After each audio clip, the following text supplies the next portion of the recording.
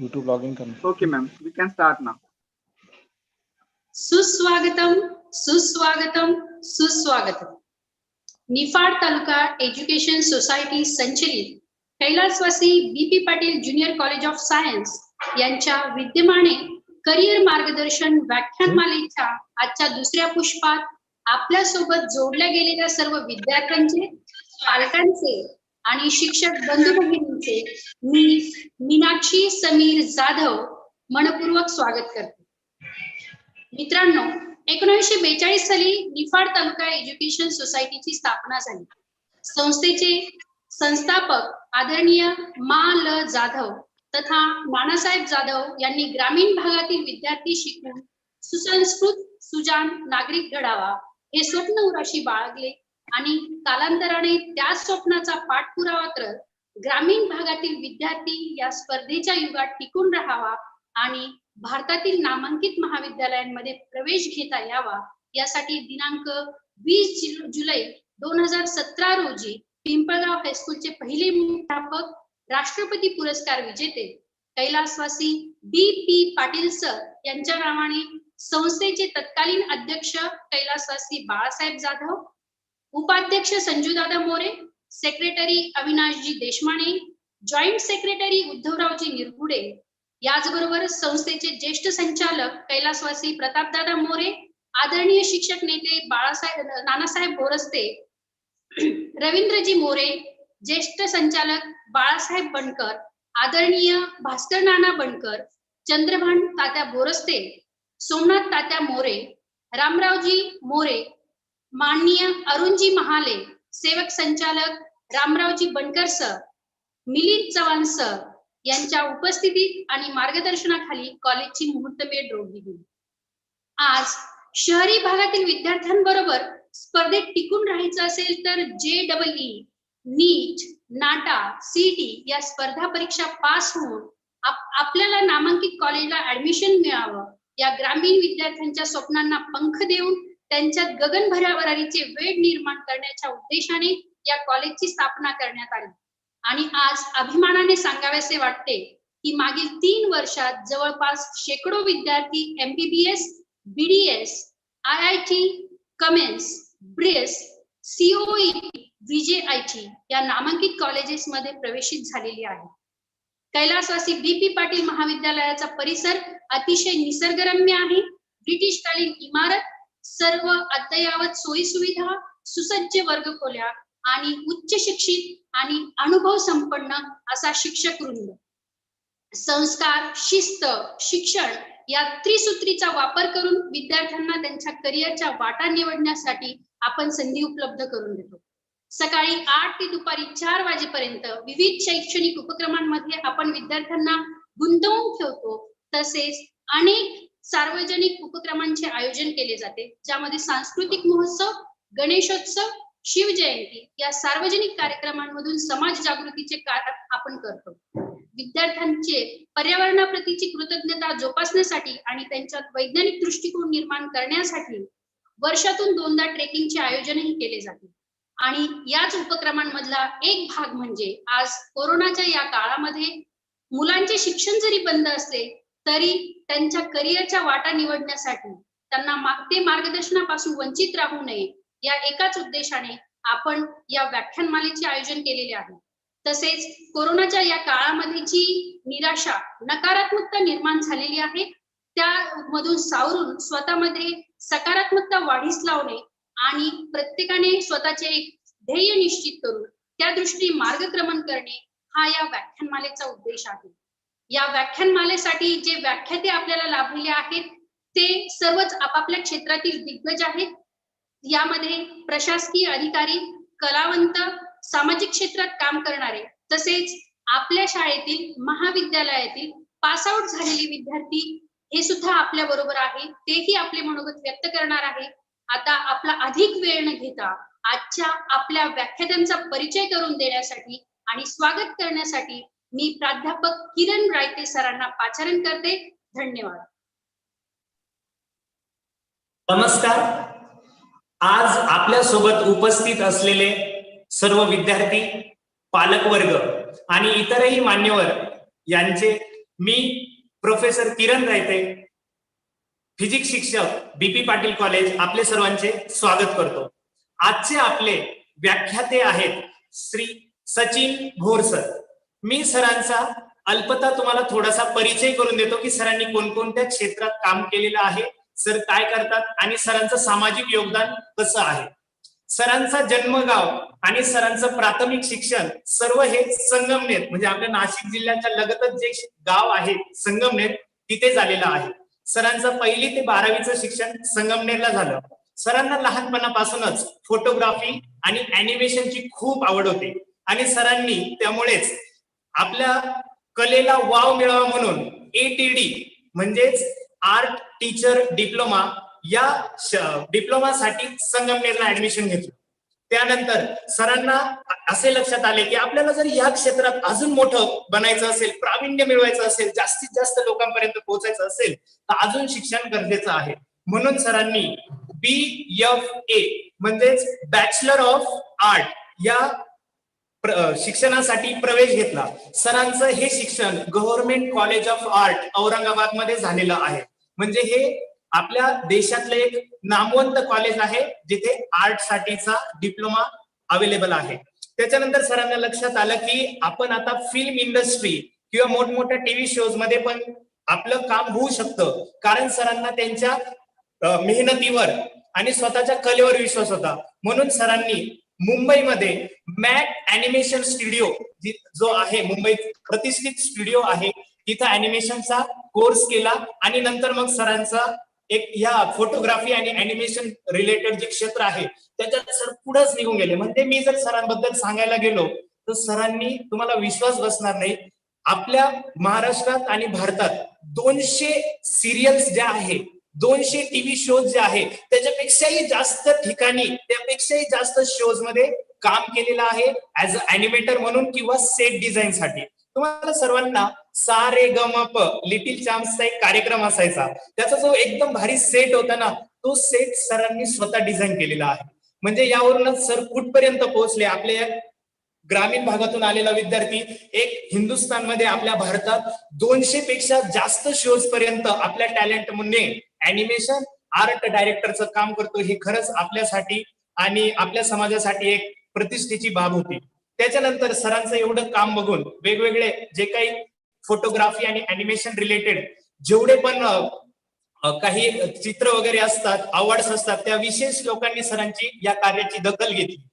तुम्हाला कधी कधी गुड मॉर्निंग गुड इव्हिनिंग करत असताना ना एक आजीचा आणि एक बाळाचा फोटो येत असतो. तो फोटो बघितलाय का रे? हा, आता तुमच्या समोर जो फोटो आहे ना, हा फोटो मागच्या 3 वर्षापासून भयानक म्हणजे बिलियन्स मध्ये व्हायरल झालेला फोटो आहे. हा फोटो सरांनी काढलेला आहे. म्हणजे जे सचिन भोर आज आपल्या सोबत आहे त्यांचा हा फोटो आहे. बरं, सरांचं काम इथंच तर नाही, म्हणजे फक्त आपलं भारतात पुरतच मर्यादित नसून सर इंटरनॅशनल लेवलचं जे मॅगझिन आहे, पॉइज इंटरनॅशनल मॅगझिन, याच्यात बघा ते मॅगझिनचं कव्हर पेज ऍक्च्युली वर काय, म्हणजे ज्या मॅगझिन मध्ये पूर्ण देशातले, पूर्ण आपल्या जगातले विविध प्रकारचे फोटो ज्या मॅगझिनवर पोस्ट केले जातात त्याचं फ्रंट पेज सरांनी बनवलेलं आहे, ज्याचं नाव आहे अंकिता. म्हणजे सरांचं याच्यावरूनच किती डेव्हलप आणि खूप चांगलं काम आहे फोटोग्राफी आणि अॅनिमेशन मध्ये हे आपल्याला कळतं. बरं, सरांनी एवढंच झाल्यानंतर भरपूर सारे सरांना अवॉर्ड्स पण मिळालेले आहेत. जो फोटोग्राफी आणि अॅनिमेशन मध्ये राईज इंटरनॅशनल अवॉर्ड आहे ना, तो सरांना 2019 आणि 2020 अशा 5 वेगवेगळ्या कॅटेगरीज मध्ये सरांना तो अवॉर्ड मिळालेला आहे. जे पॉइंट आता जे बोललो मी, पॉइज इंटरनॅशनल मॅगझिन मध्ये सरांचं फोटो जो सरांनी काढलेला अॅनिमेशन रिलेटेड फोटो आहे तो डिस्प्ले झाला होता. बरं, इथंच सर थांबले नाही. सरांना असं वाटलं की आपला जो अनुभव आहे, आपण जे काम केलेलं आहे, हे अजूनही विद्यार्थ्यांना पोहोचावं, आपल्या अनुयायांना पोहोचावं, म्हणून सरांनी एक सामाजिक योगदान म्हणून फोटो आरटीओ ही शिक्षण संस्था पुणे येथे सुरू केली 2013 साली. आणि सरांनी त्या संस्थेमार्फत हजारो विद्यार्थ्यांना आपल्याला जेवढ्या एक्सपिरियन्स मधून आलेलं ज्ञान, फोटोग्राफी आणि अॅनिमेशनचं जेवढं काही नॉलेज असेल ते अजूनही इतरांना पास ऑन करण्यासाठी सरांनी ही फोटो आरटीओ ही शिक्षण संस्था सुरू केली. बरं, वेडिंग फोटोग्राफर आणि इतरही फोटोग्राफर यांचंही काहीतरी आपण देणं लागतो, कारण तेही आपले कलिग्स आहेत. या दृष्टीने सरांनी respect foundation of wedding photographers ही एक संस्था स्थापन केली ज्याचे सर फाउंडर्स आहेत आणि ती संस्था ऑल ओव्हर इंडिया काम करत असते. तर असे हे आपल्या सोबत असलेले श्री सचिन भोर सर यांना मी आता आपल्या सर्वांसमोर त्यांचे मत मांडण्यास आणि विद्यार्थ्यांना, पालकांना आणि इतर मान्यवरांना मार्गदर्शन करण्यास आमंत्रित करतो. श्री सचिन भोर सर. धन्यवाद सर, खूप खूप धन्यवाद आणि खूप खूप अभिनंदन खरं तर आपल्या ह्या स्कूलचं, कॉलेजचं, की इतका सुंदर प्लॅटफॉर्म हा आहे आणि त्यात माझ्यासारख्या एका कलाकाराची आपण दखल घेतली, त्याच्याबद्दल अगदी विनम्र प्रणाम आपल्या सर्वांना. मुळात निफाड म्हटलं, मी संगमनेरचा मूळ आणि निफाड म्हणजे अगदी बाजूलाच वेडिंग फोटोग्राफी करताना तिकडे येणं झालेलं. परंतु खरं तर मूळ योग जुळून आला तो माझा एक विद्यार्थी कल्पक वाघ याच्यामुळे. रानवडचा कल्पक, त्याचा फोन आला आणि त्यांनी सांगितलं की असा असा उपक्रम आहे आणि सर तुम्ही जर तिथे काही करिअर गायडन्स करू शकलात तर खूप आम्हाला आनंद होईल. आणि मग त्यानंतर हा सर्व योग जुळून आला. सो थँक्यू सो मच कल्पक ऑल्सो आणि आपण सर्व. ज्या आपल्या स्कूलचं नाव आहे आणि कालचं मी सेशन, सुमित सरांचं सेशन मी पूर्ण अटेंड केलं. तर त्यांनी ज्या काही पद्धतीने करिअर गायडन्स केलं, मार्गदर्शन केलं, तर मला ही खूप मोठी उत्सुकता होती की मी एक कलाकार आहे, मी एक आर्टच्या विषयामध्ये कार्य करणारा व्यक्तिमत्व आहे आणि मला ही संधी मिळणं म्हणजे खरं तर माझ्यासाठी हा खूप मोठा प्लॅटफॉर्म आहे. त्यामुळे मी सर्वप्रथम late BP Patil college of science and commerce या सर्वांचं खूप खूप मनपूर्वक धन्यवाद करतो. आणि जे काही सर्व आपले तिथे कार्यरत असलेला स्टाफ, मुख्याध्यापक, प्रिन्सिपल सर आणि सर्वच डायरेक्टर्स किंवा जे काही प्रत्येकाचं ज्याचं योगदान आहे त्या सर्वांना अगदी मी प्रणाम करतो. आणि आपल्या सर्वांच्या परवानगीने, आपल्या सर्वांच्या परमिशनने मी हे सेशन पुढे कंटिन्यू करतो. सो माझा आवाज व्यवस्थित येतोय आपल्याला? आपल्या झूम वरती जे असतील कोणी त्यांनी मला जर सांगितलं तर मला थोडी मदत होईल. Okay okay, thank you so much. Okay, मी सरांनी जो काही माझा अल्प परिचय करून दिला त्याच्याबद्दल सरांचे धन्यवाद. परंतु थोडासा आणखी मी स्वतःबद्दलचा परिचय मुद्दाम म्हणून करून देईल, कारण आजचं आपलं जे काही हे सेमिनार आहे हे माझ्या सगळ्या ह्या मित्रमैत्रिणींसाठी आहे की जे आता काहीतरी करिअरच्या शोधात पुढे असतील, काहीतरी करिअर बद्दल त्यांचे विचार सुरू होत असतील आणि त्याच्याच सोबत मी जो काही विचार करतो तो सर्वात महत्वाचा म्हणजे त्यांचे पालक वर्ग, बरोबर. कारण मला आज ह्या सेशनमुळे मागच्या 20 वर्षापर्यंत जायची संधी मिळाली.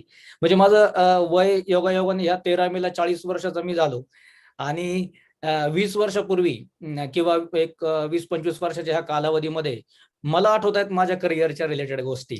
आणि एक खूप खरं तर मी असं म्हणेल, एक मनात धास्ती असते, एक मनात थोडी भीती असते किंवा मनामध्ये क्युरियोसिटी सुद्धा असते, उत्सुकता सुद्धा असते की पुढे आपलं मुलगा काय करेल, आपली मुलगी काय करेल, त्याला कशामध्ये इंटरेस्ट येईल आणि मग ते पुढे काय करिअर म्हणून करेल किंवा त्या मुलालाही वैयक्तिकरित्या काहीतरी इच्छा त्यावेळेस तयार होत असतात, काहीतरी इच्छा अपेक्षांचं ते एक मनात काहूर उडत असतं आणि अनेक अट्रॅक्शन्स, अनेक संधी ते शोधत असतं की मी पुढे काय करेल, राईट. आणि पहा, थोडंसं आपल्याला समजायला लागलं की आपण मग ते बरोबर कात्रणं गोळा करायला लागतो, न्यूजपेपरमध्ये थोडंसं वाचायला लागतो, कुठे काही 10वी नंतर काय, 12वी नंतर काय, अशा गोष्टी कुठे आल्या की आपण पटकन ओढावलं जातो आणि ते वाचावं आणि स्वप्न पाहायला लागतो की आता आपण काय करायचं. माझी छोटीशी स्टोरी मी तुम्हाला सांगेल आणि मी सर्वप्रथम अगदी विनम्रपणे इथे सगळ्यांना एक गोष्ट सांगेल की अनावधानाने चुकून जर माझ्याकडनं एखादा शब्द चुकीचा वाटला कुणाला किंवा कुणी जर दुखावलं गेलं, जनरली तसं होणार नाही, परंतु जर तसं झालं, कधी कधी काय की एखादं उदाहरण द्यायला जातो आपण आणि चुकून कधीतरी कोणीतरी दुखावलं जातं, तर मी त्या सर्वांची हे सेशन सुरू होण्या अगोदरच अगदी माफी मागतो की यात कुठलंही इंटेन्शन नसेल, कुठलाही त्याच्यामध्ये जाणीवपूर्वक केलेली गोष्ट नसेल, परंतु ऑनलाईन सेशन असल्यामुळे इथे माझं मीच स्वतःला पाहतोय. मला तुम्ही जे काही सगळे माझे मित्रमैत्रिणी आहेत ना, हे कुणी दिसत नाहीये आता, बरोबर.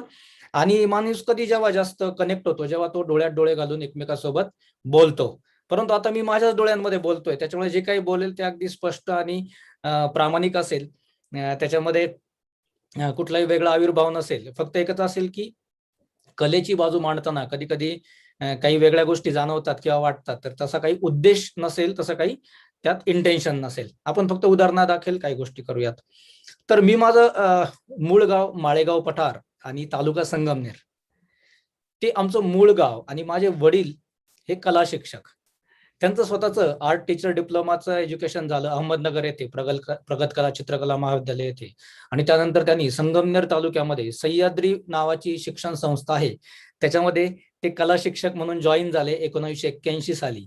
आणि त्यांची जी पहिली जी पोस्टिंग असते ती निमोन ह्या गावी, संगमनेर तालुक्यामध्ये नांदूर शिंगोटेकडे जर आलो आपण, तर तिथून आतमध्ये निमोन हे गाव आहे, छोटंसं गाव आहे, खूप छानसं गाव आहे. त्या ठिकाणी माझ्या वडिलांची पोस्टिंग झाली आणि माझा जन्मही 81 साली झाला. त्या निमोन ह्या गावातून खरं तर माझ्या पूर्ण आयुष्याची सुरुवात झाली, आणि आजही ते गाव माझ्यासाठी अति महत्वाचं आहे. कारण माझं मूळ जे बालपण आहे 1ली ते 7वी ते तिथेच गेलं.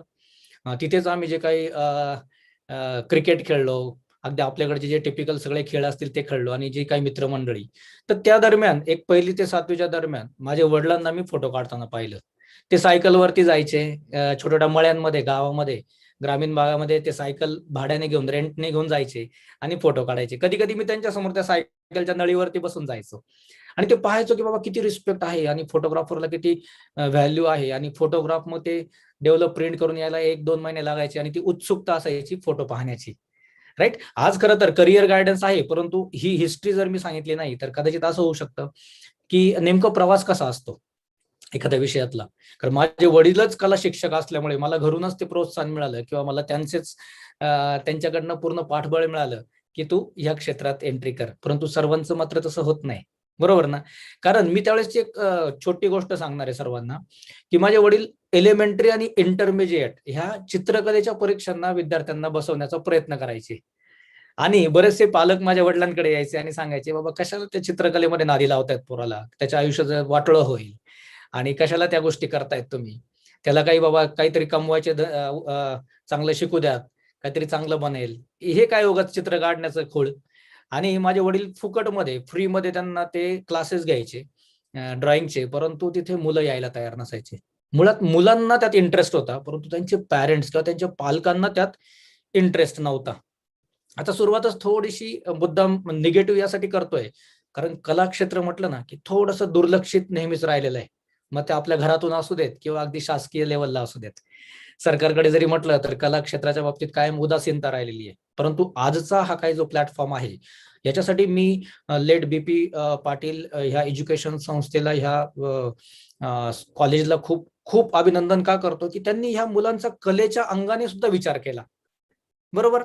आणि कलेच्या अंगाने विचार करताना आज मी ही स्टोरी, छोटी छोटी स्टोरी जी आहे त्यातले किस्से आहेत ते पुढे पुढे घेऊन जाईल, परंतु त्याच्यासोबतच एक खूप महत्वाच्या गोष्टीचा आज मी सुरुवात करतो, ते म्हणजे समतोल.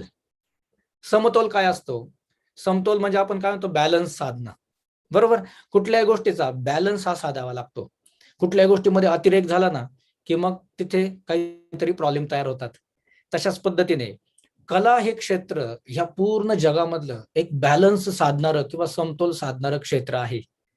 एक विचार करा बरं, सगळेच डॉक्टर बनले, सगळेच इंजिनियर्स बनले आणि कला क्षेत्रात कोणी गेलंच नाही तर काय होईल, राईट. कला क्षेत्र अनेक म्हणजे खूप विविध रंगी पसरलेलं आहे, खूप विविध छटा घेऊन पसरलेला आहे, बरोबर. ओके. तो तर मूळ गोष्ट काय आहे की समतोल जर नाही साधला गेला तर काय होऊ शकतं. सगळेच जर इंजिनियर बनले तर काय होईल, सगळे जर डॉक्टर बनले तर काय होईल. हे का म्हणतोय मी, कारण घरामध्ये जनरली चर्चा काय असते का तू डॉक्टर बन नाही तर इंजिनियर बन, आणि ते बनलं ना तर आपली एक समाजात प्रतिष्ठा राहील. म्हणजे मुळात काय होतंय की आपल्याकडे कदाचित लहानपणापासूनच मुलाला विचारलं जातं किंवा त्याच्यावरती जे काही विचार आपण ठेवतो ते डॉक्टर इंजिनियरचे ठेवतो आणि त्याची जोड करतो ही समाजातल्या प्रतिष्ठेसोबत. म्हणजे कदाचित मुलांचे जे वैयक्तिक विचार आहे ते तिथेच कदाचित आपण थोडेसे खोडायला लागतो, बरोबर. आणि मग याचा समतोल जर बिघडला तर पुढे अनेक वेगळ्या गोष्टींचा प्रॉब्लेम तयार होतो. म्हणून मी आता एक साधे उदाहरण देईल की सपोज आपल्याकडे आता द्राक्ष क्षेत्र जास्त आहे, कांदे जास्त आहे, नाशिक म्हटलं आणि आपला हा पिंपळगाव बसवंतचा जर एरिया म्हटलं तर ह्या सगळ्या गोष्टी अगदी खूप छान पैकी आहे. आपण पहा बॉक्सेस असतात द्राक्षाचे, तर त्याच्यावरती एक द्राक्षाचं चित्र असतं किंवा काहीतरी एक नाव लिहिलं असतं. मग जर त्याची गरजच नाहीये, त्याची काय गरज आहे की तिथे तशा टाईपची पॅकेजिंग करावी किंवा त्याची जाहिरात करण्याची आता वेळ येते. खूप चांगल्या चांगल्या गोष्टींची जाहिरात केली जाते किंवा आपल्याकडे वायनरी चे प्रकल्प खूप आलेले आहेत आणि ते सगळे जाहिरात करतात. जाहिरात ही एक कला आहे आणि कुठल्याही प्रॉडक्टला विकायचं म्हटलं की जाहिरात कलेचा वापर करावा लागतो. त्या चित्रांचा किंवा त्या फोटोग्राफचा तिथे वापर करावा लागतो. मग हे काम आमच्यासारखे कलाकार करतात. म्हणजे काय झालं, समतोल झाला की बाबा तिथे टेक्नॉलॉजीने त्यांनी काही गोष्टी उभ्या केल्या, ते करणं गरजेचं आहे. टेक्नॉलॉजी, सायन्स, गणित ह्या सगळ्या गोष्टी खूप गरजेच्या आहेत. त्यातलाच एक मुख्य अंग म्हणजे चित्रकला किंवा कलेचं माध्यम. मग कोणी ऍक्टिंग करत असेल, कोणी इंटेरियर डिझायनिंग करतं, कोणी फॅशन डिझायनिंग करतं, कोणी अॅनिमेशन करतं किंवा कोणी अगदी एम्ब्रॉयडरी वर्क करतं, कोणी जे आपल्याकडे टेक्सटाईल डिझायनिंग असतं ते करतं. अनेक विविध क्षेत्र याच्यामध्ये नटलेली आहेत. आज आपण लॉकडाऊन मध्ये आहोत, पॅन्डेमिक सिच्युएशन मध्ये आहोत. पहा, घरात सुद्धा आपण जास्तीत जास्त टीव्ही पाहतो किंवा आपले घर पॅरेंट्स असतील, पालक असतील, ते सुद्धा टीव्ही पाहतात, अनेक सिरियल्स पाहतात. सिरियल मध्ये जे अभिनय करतात ते सुद्धा कलाकार आहेत. मग ते तो प्रकारच नसता, तिकडे जर कोणी गेलंच नसतं, तर मग आपण आपली एंटरटेनमेंट कशी केली असती, बॅलन्स कसा साधला असता? फक्त काम करत गेलो असतो आणि बॅलन्स साधताच नसता आला. म्हणून समतोल नावाची गोष्ट मला एक खूप महत्वाची वाटते. मी मध्ये मध्ये काही फोटोज नक्की शेअर करणार आहे, स्क्रीन शेअर करून, कारण त्या गोष्टी थोड्या थोड्या दाखवणं महत्वाचं राहील की बाबा काय असतात गोष्टी, काय त्या गोष्टी असतात, कशा प्रकारे समतोल आपण असतो, किंवा माझ्या काही कलाकृती मी दाखवण्यात इंटरेस्ट घेईल किंवा चित्रकलेच्या विषयी आणखी आपण डीप मध्ये जाणार आहोत. तर हा समतोल नावाचा प्रकार आपल्याला सगळ्याच गोष्टीत करावा लागतो. घरामध्ये सुद्धा आपल्याला समतोल करावा लागतो. म्हणजे पहा, मुलं जर असतील, आपल्याकडे 2 मुलं असतील तर दोघांना सारखंच वागावं लागतं. एकाला खूप गोष्टी केल्या की दुसरा दुखावतो. तसंच या सगळ्या गोष्टींमध्ये शेती करून कोणी करत असेल तर शेतीमध्ये एकच पीक जर कंटिन्यू आपण जर त्याच मातीमध्ये घेतलं तर त्याचं नंतर काय होतं, उत्पन्न क्षमता कमी होते. बरोबर.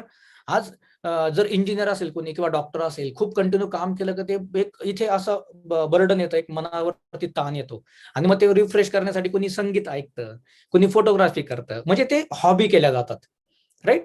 परंतु ह्या हॉबीज आपल्याला खूप सुंदर पद्धतीने करिअर सुद्धा घडवू शकतात. त्याच्याच बद्दल आज मी पुढे बोलणार आहे, राईट.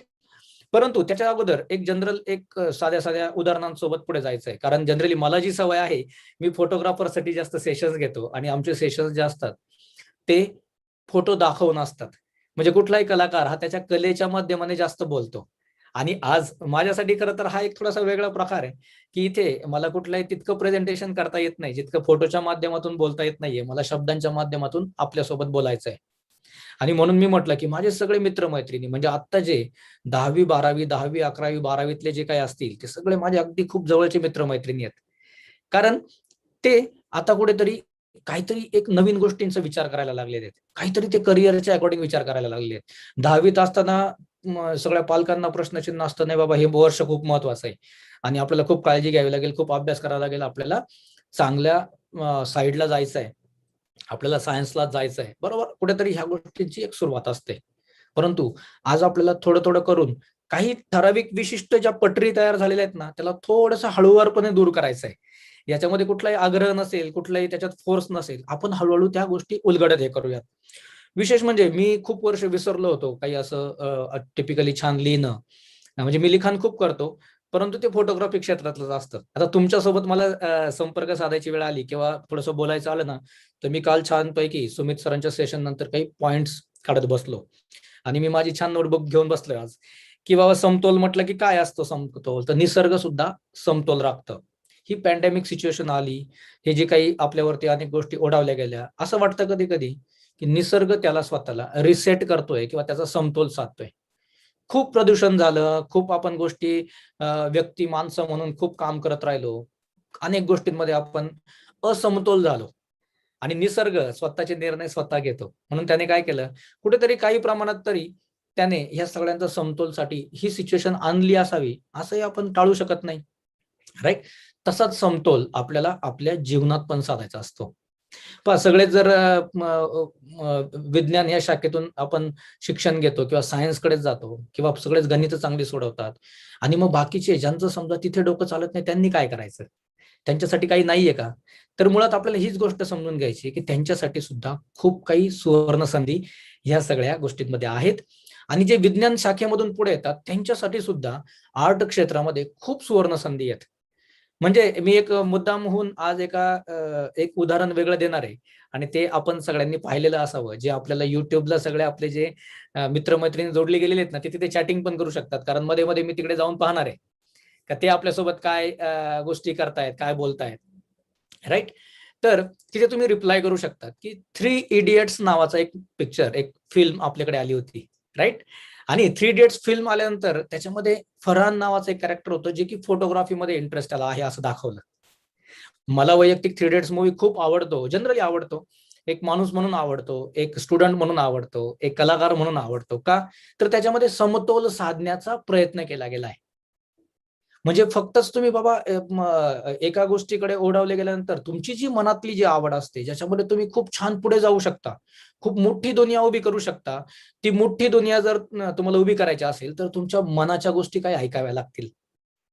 आपण कुठल्याही बर्डन खाली जर राहिलो की समाजाचं बर्डन आहे, ही गोष्ट केली तर चांगली नाही, पुढे काही बाबा आपण काय करू शकतो, पुढच्या जीवनामध्ये आपल्याला काही संधी मिळेल की नाही, आपल्याला काही पैसे कमवता येतील की नाही, आपले काही हाल तर होणार नाही, आपल्याला लोक नाव तर ठेवणार नाही, ह्या सगळ्या बंधनामधून थोडंसं असं त्या मुक्त पक्षासारखं आपल्याला विचार करायचा आहे. आणि आर्ट म्हटलं ना की एक मुक्तता आली किंवा एक छान फ्रीडम येतो, राईट. तर म्हणून मी छोटी छोटी उदाहरणं देणार आहे. त्यामध्ये पाहतो फरहान नावाचा जो कॅरेक्टर असतो, त्याच्या वडिलांना बिलकुल वाटत नसतं की बाबा तू फोटोग्राफी कर. जेव्हा तो सांगतो की मला फोटोग्राफी आणि मला वाईल्ड लाईफ फोटोग्राफी इंटरेस्ट आहे, मला नॅशनल जिओग्राफी या चॅनलसाठी काम करायचं किंवा अशा अनेक प्रकार तो सांगतो, पण त्याचे वडील काही त्याला तयार होत नाही. त्यांना असं वाटतं की आपला मुलगा तर इंजिनिअरिंगला गेला आणि आता तर सर्व संपलं किंवा आता तो ह्या सगळ्या गोष्टींचा विचार करतोय. बऱ्याचदा सर्व काही संपलं असं वाटायला लागतं. मुळात खरं तर सर्व काही संपलेलं नसतं, तर खरं तर काहीतरी स्वतःच्या त्या गोष्टींची सुरुवात होत असते. फुल जसं उमलतं ना, तसं हे आपणही उमलत असतो आपल्या ज्या जीवनामध्ये. आणि सगळ्या पॅरेंट्सला मला तेच सांगायचंय की आपल्या ह्या फुलांना छान उमलू द्यावं. तुम्ही तुमच्या पद्धतीने तुम्ही मार्गदर्शन करा त्यांना. बरोबर, एखादा रोपटा आपण लावतो तर त्याला कसं किती छान आपण काही आकार द्यायचा असेल तर आकार देतो. मग त्याला कधी कधी त्या फांद्या असतात ना ज्या अनावश्यक असतात त्या आपण काटूयात ना. जिथे गरज आहे ती फांदी काटावी लागेल, कारण त्याला तो आकार द्यायचा असेल, शेप. या पूर्ण आयुष्याला आपले पालक आपल्यापेक्षा चांगला विचार कोणी करू शकत नाही. या जगामध्ये आपल्याबद्दलचा सर्वात सुंदर विचार कोण करेल तर ते आपले पालक करतील.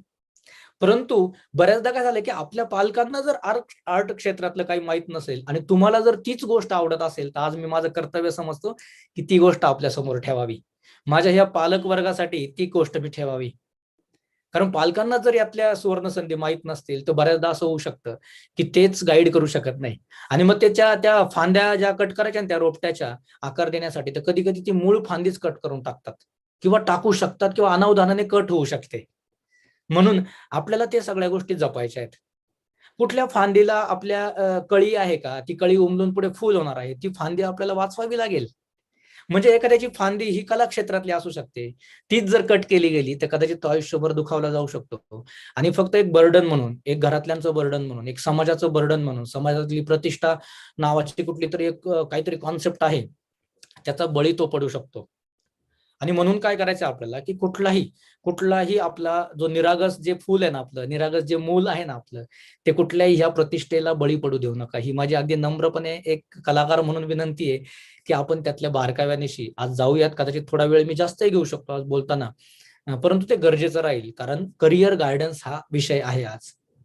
आणि माझ्यासारख्याला संधी मिळाली तर मी इथपर्यंत आल्यानंतर मी थोडंसं पुन्हा माझ्या त्या छोट्याशा गावात जाणार आहे की जिथनं मी तुम्हाला ती स्टोरी सांगत होतो की माझे वडील सायकलवरती जाऊन फोटोग्राफी करायचे, मीही त्यांच्यासोबत जायचो. माझे वडील पेंटिंग्स करायचे. ते काय करायचे की जे काही गावातले किंवा आजूबाजूच्या परिसरातले जे काही मंदिरं असतील, त्या मंदिरांमध्ये जे देवदेवतांचे चित्र काढावे लागायचे किंवा जे आपल्या शाळेमध्ये महापुरुषांची चित्र काढावी लागायची, हे सगळी चित्र माझे वडील रंगवायचे. आणि मी त्यांच्यासोबत आहे ना ते रंग घेऊन उभा असायचो. त्यांना ब्रश लागला तर फटकन ब्रश द्यायचो, त्यांना कपडा लागला ब्रश पुसायला तो द्यायचो, राईट. किंवा आमच्या घरासमोर कधी जीप यायची, कधी टेम्पो यायचा, कधी वेगळी एखादी टू व्हीलर यायची किंवा सायकल यायची. ही काय यायची माहिती का, ते नाव टाकून घेण्यासाठी. आणि माझे वडील ते नाव टाकून द्यायचे, कधीतरी काहीतरी डिझाईन करून द्यायचे आणि त्याचे ते संस्कार माझ्यावरती होत गेले, माझ्या भावंडांवरती पण झाले. बरोबर. ह्या सगळ्या गोष्टी मी याच्यासाठी सांगतोय की हे आपल्या घरातून तशा तशा पद्धतीने होतात. पण याचा अर्थ असा नाही की माझ्या वडिलांना वाटत होतं की अगदी हेच करावं. त्यांनाही वाटत असेल आपल्या मनात कुठेतरी त्यांनी जे अनुभवलं असेल किंवा नाही आमच्या मुलाने छान इंजिनिअरिंगला जावं, छान डॉक्टर केला जावं. का कुणाला आवडत नाही? प्रत्येकाला आवडतं. मला पण आवडतं. कारण तेही तितकंच महत्वाचं आहे. परंतु त्यांनी काय केलं माझ्या वडिलांनी की ह्या सगळ्या गोष्टी सुरू झाल्यानंतर जेव्हा मी ते बिझी असताना मी ती नावं टाकायला लागलो. मी त्याच्यात ते रंग भरायला लागलो. तर त्यांनी काय केलं, मला हळूहळू सपोर्ट करायला सुरुवात केलं.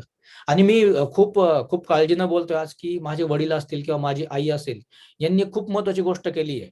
ती म्हणजे आपल्या मुलाचा कल शोधला. आता हा कल शोधताना एका इन्सिडेंटचा मी आज उल्लेख करणार आहे. कदाचित तो इन्सिडेंट ऐकल्यानंतर बरेच लोक काही वेगळा विचार पण करू शकतात आणि बरेच लोक पॉझिटिव्ह विचार पण करतील, बरेच लोक निगेटिव्ह विचार पण करतील. परंतु मी म्हणेल, की प्रत्येक निगेटिव्ह गोष्टीच्या पाठीमागे एक पॉझिटिव्ह गोष्ट दडलेली असते. त्याला आपल्याला शोधून काढायचं आहे.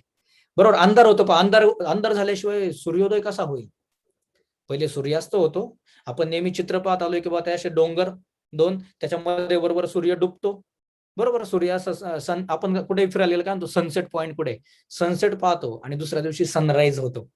सनराईज होताना तो सूर्य पुन्हा एकदा जो काही असा बहरून उभारतो ना, त्यात एक वेगळी मजा असते. म्हणून प्रत्येक दिवस हा वेगळा असतो. राइट? तसंच प्रत्येकाच्या जीवनामध्ये असा एखादा अंधाराचा क्षण येतो, कारण त्याच्यापुढे त्याला प्रकाशाचा क्षण येणार असतो आणि त्याच क्षणासाठी तो अंधाराचा क्षण आलेला असतो. 7वी पर्यंत शिकलो निमोन या ठिकाणी. त्यानंतर संगमनेर म्हणजे तालुक्याच्या ठिकाणी आमचे आई-वडील त्यांनी तिथे घराचं बांधकाम केलं आणि आम्ही संगमनेर सारख्या ठिकाणी आलो. मी काय झालं, की खूप ग्रामीण भागातून अचानक शहरी भागात आलो. संगमनेर त्यातल्या त्यात शहरी भाग आपण म्हणूयात. खूप काही शहरी नाही, पण एक निम शहरी. आणि बस झालं काय, की मला ज्या पद्धतीने गावात राहायची सवय होती, तिकडे आम्ही झाडांवरती खेळायचो. त्या आपल्या अनेक विविध खेळ खेळायचो. एकदम मुक्तपणे आम्ही होतो त्या निमोन गावामध्ये. जे मी संगमनेरला आल्यानंतर थोडंसं बर्डन माझ्यावरती यायला लागलं. कारण नवीन मित्र आले. तिथली लाईफस्टाईल थोडीशी किंवा होईना पण बदललेली आली. आणि मग हळूहळू माझ्या त्या शैक्षणिक गोष्टींवरती पण थोडाफार फरक झाला. मी 7वी पर्यंत साधारण 75% पर्यंत मार्क्स मिळवायचो. ॲव्हरेज स्टुडंट होतो. खूप काही जास्त मार्क्स मिळवायचं असं नाही. परंतु माझं अक्षरलेखन खूप छान होतं. माझं निबंध लेखन खूप छान होतं. माझी चित्रकला छान होती आणि वक्तृत्व स्पर्धेमध्ये माझे वडील मला नेहमी भाग घ्यायला सांगायचे आणि ते प्रॅक्टिस पण करून घ्यायचे. कदाचित त्याच्याचमुळे आज मी तुमच्यासोबत स्पष्टपणे बोलू शकतोय. मग 8वी मला साधारण 68 ते 70% पर्यंत मार्क्स मिळाले. 9वी मला परत तितकेच मार्क्स मिळाले आणि 10वी मात्र खूप मोठा चमत्कार झाला. आता हा चमत्कार झाल्यानंतर बऱ्याच लोकांना माझ्याबद्दल बऱ्याच काही गोष्टी वाटू शकतात. 10वी मी अगदी कडेवर पास झालो. 10वी मला फक्त 44% मार्क्स मिळाले. 44% मार्क्स मिळाले आणि माझी दुनिया बदलली. मी अतिशय डिप्रेशनमध्ये गेलो. अतिशय चुकीचं काहीतरी घडलंय आपल्यासोबत. मी 2 दिवस माझ्या घरी गेलो नाही, माझ्या मित्राच्याच घरी. फक्त त्याला सांगितलं, की घरी जाऊन सांग, की बाबा माझ्यात काही हिंमत नाहीये आई-वडिलांसमोर यायची. त्याचं कारण पण तसंच आहे, की माझे वडील शिक्षक. आणि शिक्षकाच्या मुलाला इतके कमी मार्क्स मिळतात म्हटल्यानंतर खूप मोठी मानहानी त्यांची झाली होती. आणि कदाचित त्यांचं आता ह्या मुलाचं पुढे काय होईल? कदाचित हा असा काही प्रश्न पडला असेल. आणि मी जे काही थोडंफार वातावरण आपल्या लहानपणी आपल्या डोळ्यासमोर सुरू असतं ना, तर ते थोडंसं मी खूप काही मोठी चूक केली आहे आणि सगळी स्वप्न आता संपली. असं काहीतरी एक संपल्याची भावना तयार झाली. खूप मोठा आघात होता हा. माझ्या वडिलांना माझ्यावरती कॉन्फिडन्स होता. मला स्वतःवरती कॉन्फिडन्स होता, की आपण साधारण 70 म्हणजे 60 ते 70% मिळवणारे स्टुडंट आहोत. 44% हे काय आपले मार्क्स नाही. परंतु ते ॲक्सेप्ट करण्याशिवाय पर्याय नव्हता. बरं मजेदार गोष्ट अशी, की 44 हा आकडाही असा ना, की 4 आणि 4 म्हणजे त्याला उलटं जरी केलं तरी मार्क तितकेच राहतायत. प्रॉब्लेम काय झाला, की कधी-कधी आपण म्हणतो ना, नजर चुकीने 44 पाहिले की काय? कदाचित 64 असतील, 74 असतील. हं, असं काहीच घडलं नाही. 44 म्हणजे पुढे 4 आणि मागे 4. आणि मग 4 लोकं आपल्याबद्दल खूप काय बोलायला लागले. माझ्या अगदी शेजारी-पाजारी सुद्धा त्याच्यावरती परिणाम झाला. म्हणजे बाबा हा एक मठ्ठ मुलगा अशा पद्धतीने कुठेतरी ते प्रेझेंट झालं. माझ्या वडिलांनी मला इतकं सांगितलं, की आम्ही तुझ्यासोबत आहोत आणि तुला इतके कमी मार्क्स मिळू शकत नाहीत. आपण रिचेकिंग नावाची गोष्ट करू. रिचेकिंगचा फॉर्म टाकूया. परंतु खरं सांगू ना, कधी-कधी आपण लहान असतो, परंतु काही मोठ्या गोष्टींचा विचार करायला लागतो. माझ्या वडिलांना मी म्हटलं, की जाऊ दे आता काही त्याची गरज नाहीये. कारण आता जे काय आहे ते आहे. मी आता पुढे चांगला अभ्यास करेल. आणि माझे तोपर्यंतचे जे मित्रपरिवार होते ना, तर त्यातले मॅक्सिमम हे सगळे सायन्सला गेले. आणि माझ्या वडिलांनी सांगितलं की आता तुला तुझा जो काही इंटरेस्ट आहे तो आर्टकडे जास्त आहे, तर आपण ATD नावाचा कोर्स करू, आर्ट टीचर डिप्लोमा. तेव्हा तो 10वीच्या बेसवरती होता. परंतु का कोणास ठाऊक मग ते अट्रॅक्शन असेल मला कॉलेजला जायचं, किंवा कदाचित आपल्याला एक कमीपणा पुढे सिद्ध करण्याची ती भूमिका असू शकते की नाही नाही मी जे कमी मार्क्स मिळवले ते आता मी करूनच दाखवेल, असं काहीतरी मनामध्ये त्यावेळेला बरेच, कारण आपलं वय तसं असतं त्या एनर्जीचं. तसे प्रश्न पडले आणि माझ्या वडिलांना म्हटलं नाही मी आता लगेच काही त्या ATD ला जायचं नाही, मला 12वी करायचीच, 11वी 12वी, आणि ती पण सायन्समध्ये. आता हे सायन्समध्ये का, तर कुठेतरी माझे मित्र बरेचसे तिकडे होते आणि मला कुठेतरी असं वाटलं की नाही मी प्रूव्ह करून दाखवेल का मी ते करू शकतो आणि पुढे चालून मी आणखी वेगळ्या गोष्टीकडे जाईल. माझं अट्रॅक्शन हे आर्किटेक्चरकडे होतं. आर्किटेक्ट होण्याचं एक मी त्यावेळेस एक विचार करायचो बऱ्यापैकी. का तर मग सायन्स केलं तर मला आर्किटेक्टकडे जाता येईल. परंतु माझं गणितात तसंही काही विशेष डोकं चालत नव्हतं, सायन्समध्ये चालत नव्हतं. आणि हे अगदी वास्तव आहे. मी तेव्हाही तितकं स्पष्टपणे होतं, आजही तितकं स्पष्टपणे आहे की माझं डोकं चाललं चित्रकलेमध्ये. घरून साथ मिळाली घरच्यांनी मला. मी 1 महिना सायन्सच्या कॉलेजला गेलो आणि माझे वडील बोलले, म्हणजे 1 महिनाही नाही, अगदी 8-10 दिवसच गेलो. आणि वडिलांनी त्यानंतर मला 2-3 वेळा विचारलं की तू अजूनही विचार कर, तू आर्ट्सला जा, 12वी आर्ट्स कर आणि तू ATD ला नंतर जाऊ शकतो, तर तुझ्यावरती बर्डन नाही राहणार. 8-10 दिवसात काय झालं ना की मलाच कुठेतरी असं जाणवायला लागलं की कदाचित मी इकडे नको, मी आर्ट्सलाच जायला पाहिजे. आणि मग मी 11वी 12वीला आर्ट्सला ऍडमिशन घेतलं आणि त्यानंतर माझा अगदी प्रवास जनरली अगदी प्री प्लॅन झाला. मग फिक्स करून झालं की नाही आता मी ATD आर्ट टीचर डिप्लोमा करेल. आपल्या शाळेमध्ये जे कला शिक्षक असतील त्यांनी सुद्धा आर्ट टीचर डिप्लोमा हा ATD नावाचा कोर्स केलेला असतो, तेव्हा ते कला शिक्षक होतात, जसं की DED नावाचा कोर्स असतो. बरोबर. आता हा आघात जो होता तो मला बऱ्याच वेगळे पैलू देऊन गेला. त्याच्यामध्ये अपमान बऱ्याचदा सहन करायला लागले. कोणी जनरली नातेवाईकांमध्ये पण जनरली आपल्याकडे मग दुर्लक्ष होतं का, तर काही तुम्ही विशेष काही करत नाहीये, आर्ट्सला गेला, 10वीला 44% मिळाले, असं दुर्लक्ष माझ्याकडे व्हायला लागलं. आणि मनातल्या मनात माझी एक घुसमट सुरू झाली. ती घुसमट जर मी नकारात्मक घेऊन गेलो असतो तर कदाचित माझं आयुष्य हे खूप खराब झालं असतं. म्हणजे मी अनेक चुकीच्या गोष्टींच्या कदाचित आहारी गेलो असतो. परंतु ते काय झालं की मला कदाचित कलेचा अंग हा माझ्या आई वडिलांनी दिल्यामुळे तिथे एक चांगली गोष्ट घडली की मी माझा स्वतःचा शोध घ्यायला लागलो आणि मी रोज चित्र काढायला लागलो. मी जसं 11वीत गेलो तेव्हाच मी फोटोग्राफी या विषयात पूर्ण काम करायला लागलो, कारण माझे वडील ऑलरेडी फोटोग्राफर होते. आमचा छोटासा स्टुडिओ होता. मग त्या स्टुडिओला मी माझे आई वडील गावी गेलेले असताना मी त्याला आमच्या घराच्या मोठ्या हॉलमध्ये घेऊन शिफ्ट केलं आणि मी म्हटलं आजपासून मी फोटोग्राफीकडे जास्त लक्ष देईल. म्हणजे मी माझ्यातला इंटरेस्ट शोधला आणि त्याच्यामध्ये काम करायला लागलो. त्याने काय केलं की 11वी 12वी करताना मी मॅक्झिमम फोटोग्राफी करायला लागलो, त्याच्यात एन्जॉय पण करायला लागलो. आणि जसं मी ATD ला गेलो तर खूप काही चित्र काढायला लागलो. मग ते विविध महापुरुषांचे असतील, आपल्या इथले राजकीय व्यक्तिमत्वांचे असतील, त्या चित्रांमुळे परत एकदा मला थोडीशी प्रतिष्ठा किंवा थोडासा सन्मान मिळायला लागला. कारण तोपर्यंत मी 2 वर्ष दुर्लक्षित होतो. अगदी म्हणून मी अगोदर थोडी माफी का मागितली की अगदी उदाहरण द्यायला गेलं ना तर माझ्या बरोबर मला आठवतंय चांगल्या गोष्टी की अगदी शेजारचे सुद्धा मुलाला खेळायला नाही म्हणायचे. आणि हे वास्तव आहे. आता कोणाला आठवणार नाही त्या गोष्टी, परंतु मी मुद्दाम ऑन रेकॉर्डेड या गोष्टी बोलतोय. कारण ह्या गोष्टी माझ्या समोर घडलेल्या आहेत की बाबा तू ते त्याच्याबरोबर नको खेळू, किंवा बाहेर खेळताना बाबा आमच्या मुलांना त्रास होतो घरात अभ्यास करताना. का तर बाबा त्यावेळेस अभ्यास महत्वाचा होता. कुठेतरी एक त्या मुलाकडे आता तो काही खूप विचित्र आहे किंवा खूप काही संपलाय आणि मी खूप शांत मुलगा होतो. असं काही खोडकर वगैरे तो प्रकार माझ्याकडे नव्हता. तर तरी पण कुठेतरी ती अवहेलना ज्याला म्हणतात ती अवहेलना व्हायला लागली. हरकत नाही, जे काही झालं मी आजही त्यांना सगळ्यांना थँक्यू म्हणतो, कारण त्याच्यामुळेच आज तुमच्या समोर मी एक करिअर गायडन्सच्या माध्यमाने उभा आहे. चित्रकला विषयात चित्र काढताना आमच्या तिथले मग आमदार असतील, नंतर मंत्री असतील, तिथले सहकर्मचारी असतील, यांचे पोर्ट्रेट बी काढायला लागलो आणि मला खूप स्थान चांगलं मिळायला लागले की त्यांना जाऊन ते देताना त्यांच्यावर फोटो काढणं. बाकीचे लोक आमच्याकडे यायला लागले की जरा मला पण हे काढून दे. कुणासाठी ग्रीटिंग्स बनवायला लागलो. मी बरेच वेगळे कलात्मक गोष्टी करायला लागलो आणि माझं न्यूजपेपरमध्ये हळूहळू ते एखादा फोटो येणं, एखादं चित्र येणं, अशा गोष्टी सुरू झाल्या आणि मला माझी ती लाईन सापडली. मी अगदी लहानपणापासून स्वप्न पाहिलंय की मला मॅक्झिमम एक प्रसिद्धी हवी आहे, मला मॅक्झिमम चांगल्या गोष्टींमध्ये काम करायचंय, मला मॅक्झिमम सामाजिक उपक्रम राबवायचे आहेत. कारण संवेदनशीलता जास्त असल्यामुळे, भावनिक जास्त असल्यामुळे मी भावनांना महत्व देत गेलो. त्या भावनिक महत्वामुळे अनेक मित्र जोडले आणि अनेक मित्र दूर पण झाली. कारण जास्त भावनिक असणं चांगलं नसतं हे मला आत्ता कळायला लागलं. परंतु हा जीवनाचा 40 वर्षाचा प्रवास जगताना 20 वर्ष साधारण मिनिमम एक आर्ट इंडस्ट्रीमध्ये काम करतोय आणि इतक्या सुंदर प्रकारे ह्या आर्ट इंडस्ट्रीला जवळून पाहायचा योग आला, किती सुंदर गोष्टी घडू शकतात त्याचा योग आला. आणि आजचा हा योगायोग जुळून आला. पाहता मी समतोल साधत मी माझ्या समतोल बद्दल पण बोललो की जर माझा समतोल तिकडे ढासळला असता तर मी काय केलं असतं, काहीतरी चित्रविचित्र गोष्टींच्या नादी लागलो असतो. परंतु माझ्या आई वडिलांनी मला खूप चांगलं समजून घेतलं, त्यांनी मला सपोर्ट केला. सर्वात महत्वाचा भाग काय असेल ना, आपले आई वडील आणि आपलं कुटुंब. त्यांनी जर एकदा आपल्याला सपोर्ट केला, एकदा जर त्यांनी आपलं मन जर ओळखलं, आपला कल जर ओळखला ना, तर आपले आई वडील आपल्यासाठी काही करू शकतात. आम्ही 3 जण भावंड, मी, महेश आणि प्रशांत. आमच्या 3 भावंडांना माझ्या आई वडिलांनी खूप कसरतीने शिकवलं असं मी म्हणेल. कारण माझ्या वडिलांची एक सर्व्हिस, तर माझी आई हा खूप महत्वाचा भाग राहिली. कारण ती शिवणकाम करायची. अतिशय कष्टाळू माझी आई, अतिशय कष्ट तिने आयुष्यात पूर्ण केले आणि माझ्या वडिलांनी सुद्धा तिला कायम सपोर्ट केला. तिच्यामध्ये सुद्धा एक कलाकार आहे. ती शिवणकाम करताना माझ्या वडिलांनीच तिला ट्रेनिंग दिलं. ते ट्रेनिंग कसं दिलं, मी मुद्दाम गोष्टी उलगडतोय.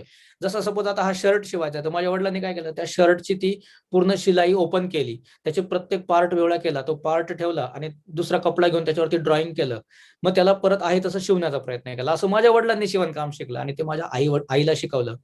माझी आई त्या परिसरातली एक सर्वात सुंदर शिवणकला असणारी व्यक्तिमत्व होती. तिच्यासाठी 2-2, 3-3 महिने थांबायचे. आपल्याकडे ग्रामीण भागामध्ये चोळी नावाचा एक प्रकार असतो. आता कमी झाला, पण त्या काळात चोळी नावाचा प्रकार होता, ज्यात माझ्या आईची मास्टरी होती असं मी म्हणतो. आणि आई माझी एक ब्रँड बनली त्याच काळात. मी सांगतो या सगळ्या गोष्टी 92, 93, 94, 95 या काळातल्या, म्हणजे 90तल्या काळातल्या. आणि माझ्या आई वडिलांना मी त्यावेळेस कंटिन्यू काम करताना पाहायचो. मी म्हणणार किंवा आमची भावंड म्हणा. आणि ते त्यांच्या कलेच्या माध्यमाने खूप चांगल्या गोष्टी करत होते. मग ते संस्कार ऑटोमॅटिकली आपल्याकडे पाहत. आपल्याकडे शेतकऱ्याच्या मुलं शेतातल्या कुठल्या गोष्टी करतात, त्यांना सांगायची गरज पडत नाही, खूप फटाफट करतात. आपल्याकडे शेणकूर काढणं नावाचा प्रकार असतो. शेण काढायचं असेल, काही खत टाकायचे असतील, आपल्याकडे फवारणी करायची असेल, अनेक प्रकार खूप इझिली करतात. तसं आमच्याकडे काय झालं की शिवणकाम असेल, पेंटिंग काम असेल किंवा फोटोग्राफी करणं असेल, हे आम्हाला अगदी लहानपणापासून पाहायला मिळाल्यामुळे आम्ही सुद्धा काळजी बटन करायचो, इंटरलॉक करायचो. राईट, ह्या सुंदर गोष्टी झाल्या. तेच चालून एक अभिमानाची गोष्ट अशी की माझ्या वडिलांनी माझ्या आईला सुद्धा फोटोग्राफी शिकवलं, जे की आपल्याकडे स्त्रियांना त्या काळात अशा गोष्टींना एक थोडंसं वेगळ्याच पद्धतीने पाहिलं जायचं. तर माझी आई ही, वडील माझ्या शाळेत गेल्यानंतर स्टुडिओमध्ये ती फोटो काढायची आणि मला आजही ती अगदी हुबेहूब डोळ्यासमोर आहे.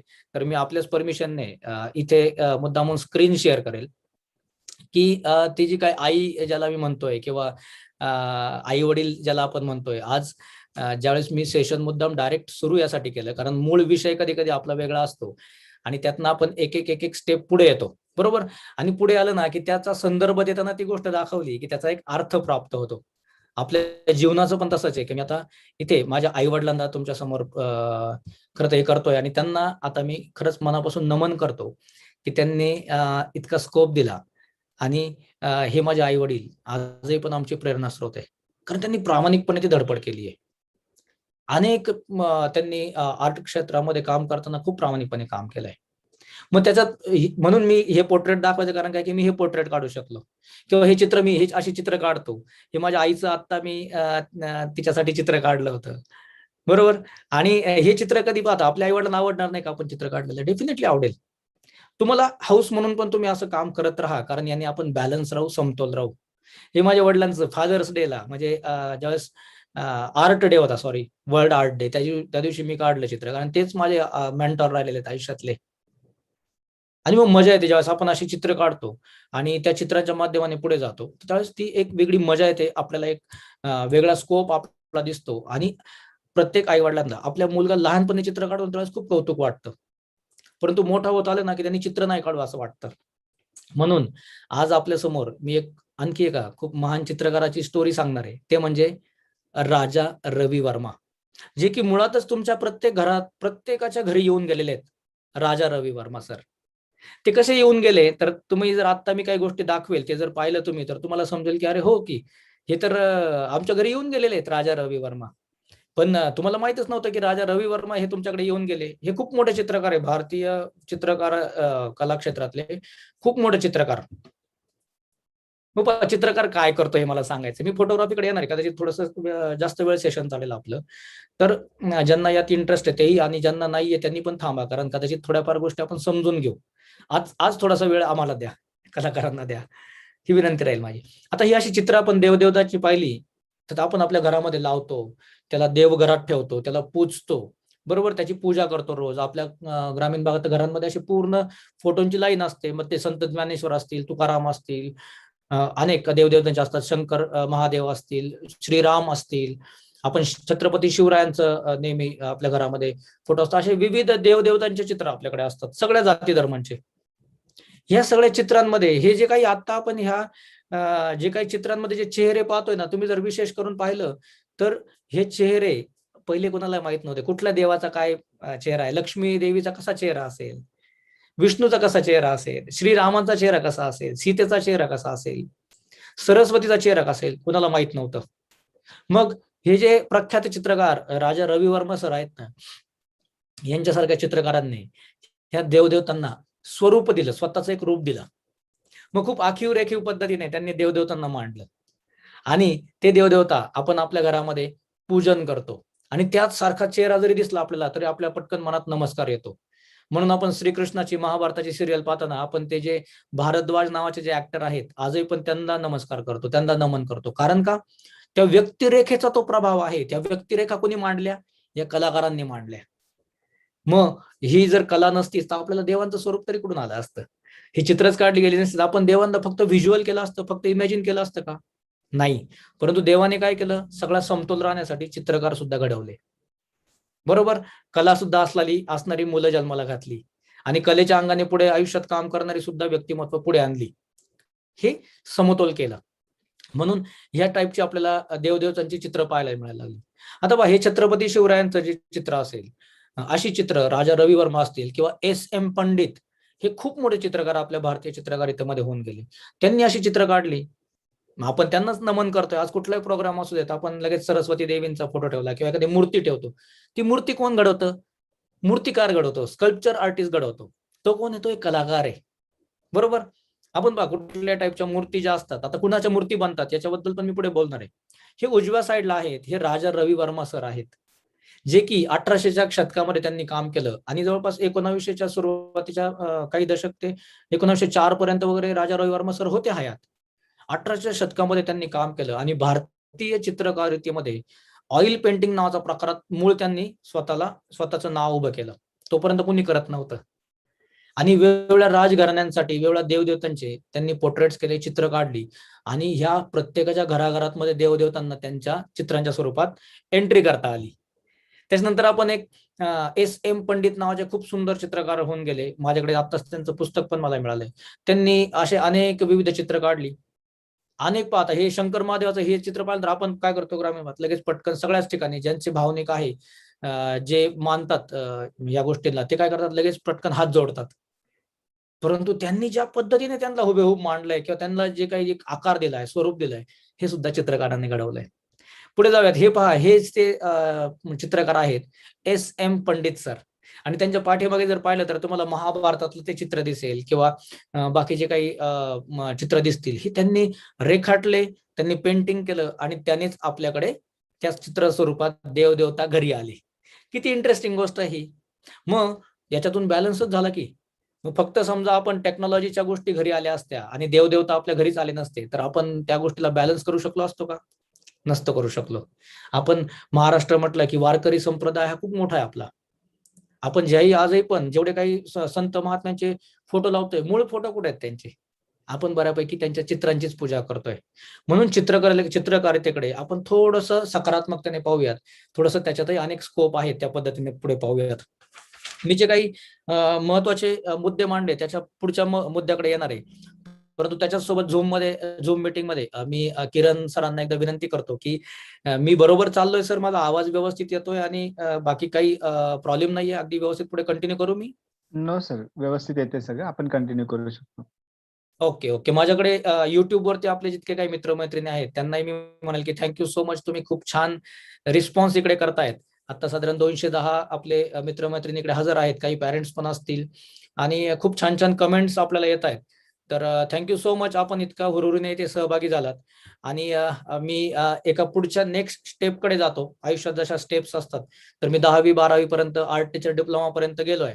आता मला पुढे काही गोष्टी सांगताना असं सांगायचंय की बेसिकली आपल्याकडे काही महत्वाच्या घटना आपल्या आयुष्यात येतात आणि आयुष्य बदलतं, असं अनेक मोठमोठ्या लोकांकडून, व्यक्तिमत्वांकडून आपण ऐकलंय. आज ज्या वेळेला आमच्या सारख्यांना थोडी ही अशी संधी मिळते, त्यावेळेला एक एक थोडंसं असं जाणवतं की आपण पाहूयात की एक ज्यावेळी आपण एका विशिष्ट पद्धतीने ज्याला हुशार म्हणतो तो हुशार आणि एकाच गोष्टीचा कल असणं, त्या पद्धतीची हुशारी म्हटलं ना, ते सगळ्या पद्धतीमध्ये आपल्याला त्याला पाहायचं यानंतर. म्हणजे कोणी चांगलं चित्र काढत असेल ना, तर त्याची सुद्धा ती त्यातली हुशारी असू शकते. एखादं चांगलं गणित सोडवत असेल तर ती त्यातली हुशारी असू शकते. एखादा विज्ञानामध्ये खूप इंटरेस्ट घेत असेल तर ती त्यातली हुशारी असू शकते. एखाद्याला इतिहासामध्ये, एखाद्याला भूगोलामध्ये, एखाद्याला शास्त्रामध्ये, या सगळ्या गोष्टींमध्ये त्याचं जर ते डोकं चालत असेल तर ती त्यातली हुशारी झाली आणि तो त्यातल्या सर्वोच्च ठिकाणी जाऊ शकतो. हा प्रवास आपल्याला घडवायचा आहे. एखाद्याला शेतीशास्त्रामध्ये खूप छान किंवा शेतीविषयी खूप इंटरेस्ट असेल आणि त्याला जर आपण उगीचच जर हाणून मारून जर त्याला जर काही वेगळं बनवण्याचा प्रयत्न करत असेल तर कदाचित तो ते बनणार नाही. तो कदाचित एका सीमित आयुष्यापर्यंत मर्यादित राहील. आपल्याला तसं करायचं नाहीये. म्हणून सचिन तेंडुलकरला जर क्रिकेटमध्ये जर प्रोत्साहन नसतं दिलं गेलं, जो की तुम्हाला माहिती आहे सचिन तेंडुलकरची स्टोरी मी सांगायची गरज नाही की सचिन तेंडुलकरला 10वीला किती मार्क्स मिळाले, की कधी पास झाला, कधी नापास झाला, ज्या काही गोष्टी असतील. परंतु सचिन म्हटलं ना की आजही पण आपल्या चेहऱ्यावरती एक स्मित हास्य तयार होतं आणि खूप विनम्र व्यक्तिमत्व, एक दिग्गज कलाकार, क्रिकेटपटू आपल्या डोळ्यासमोर येतो. तीच गोष्ट मी म्हणेल की अटल बिहारी वाजपेयी यांना जर बाबा राजकीय गोष्टींकडे न नेता त्यांना जर क्रिकेटमध्ये नेलं असतं तर काय झालं असतं? ते अटल बिहारी वाजपेयी बनू शकले असते का? तीच गोष्ट मी असं म्हणेल की लता मंगेशकर दीदी यांना जर गायनामध्ये न नेता त्यांना जर आपण अभिनयामध्येच त्यांना म्हटलं असतं तुम्ही गोष्टी करा, तर त्या कदाचित तितक्या गोष्टींमध्ये पुढे जाऊ शकल्या असत्या का? APJ अब्दुल कलाम म्हणजे माझ्यासाठी अतिशय प्रेरणादायी हे नाव आहे, व्यक्तिमत्व आहे. ते सायंटिस्ट होते. पहा त्यांनी तर किती मोठं महान कार्य केलं आपल्या देशासाठी. त्यांना जर सांगितलं असं नाही तुम्ही हे नका करू, तुम्ही क्रिकेटच खेळा, तर ते अशी ऐतिहासिक गोष्ट करू शकले असते का? बिलकुल नसतं करू शकले. राईट? असं होऊ शकत नाही. प्रत्येकामध्ये काहीतरी आतमध्ये काहीतरी गुण त्याचे आहेत आणि त्या गुणांचा जर त्याने पाठलाग केला, त्याच्यामध्ये जर डेडिकेटेडली काम केलं, त्याच्यामध्ये जर बारकाईने अभ्यास केला, जसे कालचे सुमित सर होते. सुमित सरांना जिथे जायचं होतं त्यांनी तो प्रवास केलाय आणि त्याच्यासाठी त्यांनी अनेक सॅक्रिफायसेस केल्या, खूप कष्ट घेतली. त्यांचं मला एक ना एक शब्द आता कानामध्ये. का तर त्यांनी त्याचा मागोवा घेतला, त्यांनी त्याच्यामध्ये अजूनही नाही, ते अजूनही प्रयत्न करतायत. पुढे नेक्स्ट ते त्यांचा स्कोर वाढवण्यासाठी प्रयत्न करतायत. राईट? परंतु त्यांनी जेव्हा काल त्या रेल्वेच्या संदर्भात त्यांनी त्यांची जी काय आता पदवी त्याच्या संदर्भात सांगितलं, तर कधी कधी आपल्याला बऱ्याच गोष्टी माहीत नसतात. म्हणून आपण असंही झालं असेल ना की काही निवांत, अरे ते रेल्वेचं वगैरे नको, तिथे काय नको, IASच कर तू, कलेक्टरच बन. परंतु तसं आहे का? नाहीये. फॉरेस्टमध्ये सुद्धा खूप विविध संधी आहेत. तशाच पद्धतीने या आर्ट क्षेत्रामध्ये सुद्धा खूप विविध संधी आहेत. आम्ही असं म्हणतो नेहमी, माझा भाऊ जो 2 नंबरचा भाऊ आहे महेश, तो आता अमेरिकेमध्ये आहे आणि तो सॉफ्टवेअर इंजिनियर आहे. परंतु आम्हाला त्याचं तितकंच कौतुक वाटतं आणि त्याला माझं पण तितकंच कौतुक वाटतं, कारण हा बॅलन्स आहे. राईट? तेच माझा तिसरा भाऊ प्रशांत, तो संगमनेरमध्ये प्रोफेशनल फोटोग्राफर आहे. विवाह फोटोज नावाचा ब्रँड आम्ही सगळे भोर परिवार पुढे नेतोय. द किड्स फोटोज नावाचा ब्रँड पुढे नेतोय. त्याच्यामध्ये काय केलंय की त्याला जो इंटरेस्ट आहे त्याचा तो काम करतोय आणि खूप चांगलं आयुष्य तो जगतोय. त्याची बायको फोटोग्राफर आहे. मी आणि माझी बायको फोटोग्राफर आहे. मी आणि माझी बायको आम्ही दोघंही बॅचलर ऑफ फाईन आर्ट्स मध्ये एक अप्लाइड आर्ट नावाचा कोर्स असतो, तो आम्ही केला, डिग्री केली आहे. म्हणजे मी आर्ट टीचर डिप्लोमा केल्यानंतर फाईन आर्ट्स नावाची डिग्री केली औरंगाबाद कॉलेजमधून, government school of art Aurangabad. आणि त्यानंतर मग मुंबईमध्ये जो फिल्म इंडस्ट्रीमध्ये थोडा जो 4-5 वर्षाचा जो प्रवास होता माझा, तो केला मी. म्हणजे काय झालं की मी आर्ट टीचर डिप्लोमा पर्यंत कदाचित जर थांबलो असतो तर मग मी काय केलं असतं, मला एक छान अहमदनगर मराठा शिक्षण संस्थेमध्ये कला शिक्षक म्हणून जॉब मिळत होता. मी तो जर जॉईन केला असता तर मी कला शिक्षक म्हणून माझं कार्य केलं असतं. मी काय केलं, त्यातून थोडीशी माझ्या घरच्यांचं पाठबळ असल्यामुळे एक पुढची डिग्री करू शकलो, कारण मला त्या दरम्यान ती डिग्री असते हे माहीत झालं. त्याच्यात सारखे GD आर्ट नावाची पण डिग्री असते, गव्हर्नमेंट डिप्लोमा इन आर्ट. ती आपल्या नाशिकमध्ये तिळभांडेश्वरला पण आहे चित्रकला महाविद्यालयामध्ये, पुण्यामध्ये अभिनव चित्रकला महाविद्यालय किंवा अनेक ठिकाणी चित्रकला महाविद्यालय आहे, तिथे तो डिप्लोमा आपण करू शकतो. बरोबर? आम्ही त्यातलं bachelor of fine arts he degree केली आणि बॅचलर ऑफ फाईन आर्ट्स ही जगातली एक खूप इम्पॉर्टंट डिग्री मधलं किंवा बॅचलरचं एज्युकेशन मधली एक डिग्री आहे. जसं आपल्याकडे मेडिकल कॉलेजला डीन असतात कॉलेजला, किंवा आर्किटेक्चर कॉलेजला डीन असतात, तसे आमच्या बॅचलर ऑफ फाईन आर्ट्सच्या कॉलेजला सुद्धा डीन असतात. म्हणजे प्रिन्सिपल पर्यंत नसतात तर तिथे डीन असतात. फक्त काय झालं की हे शब्द कुणाला माहित नाहीये, बॅचलर ऑफ फाईन आर्ट्स किंवा त्या गोष्टी. माझी एक मजेदार गोष्ट मी सांगेल आज, की ज्यावेळेस मी BFA ही नावाची डिग्री करत असताना आमच्या नातेवाईकात, मी संगमनेरला असताना एका वाढदिवसाला मी गेलो, आणि त्या वाढदिवसामध्ये ज्यावेळेस ते आपल्याला नाश्ता दिला जातो, खायला दिलं जातं, त्यावेळेस आम्ही बसलो होतो, एक आमचे नातेवाईक शेजारी येऊन बसले.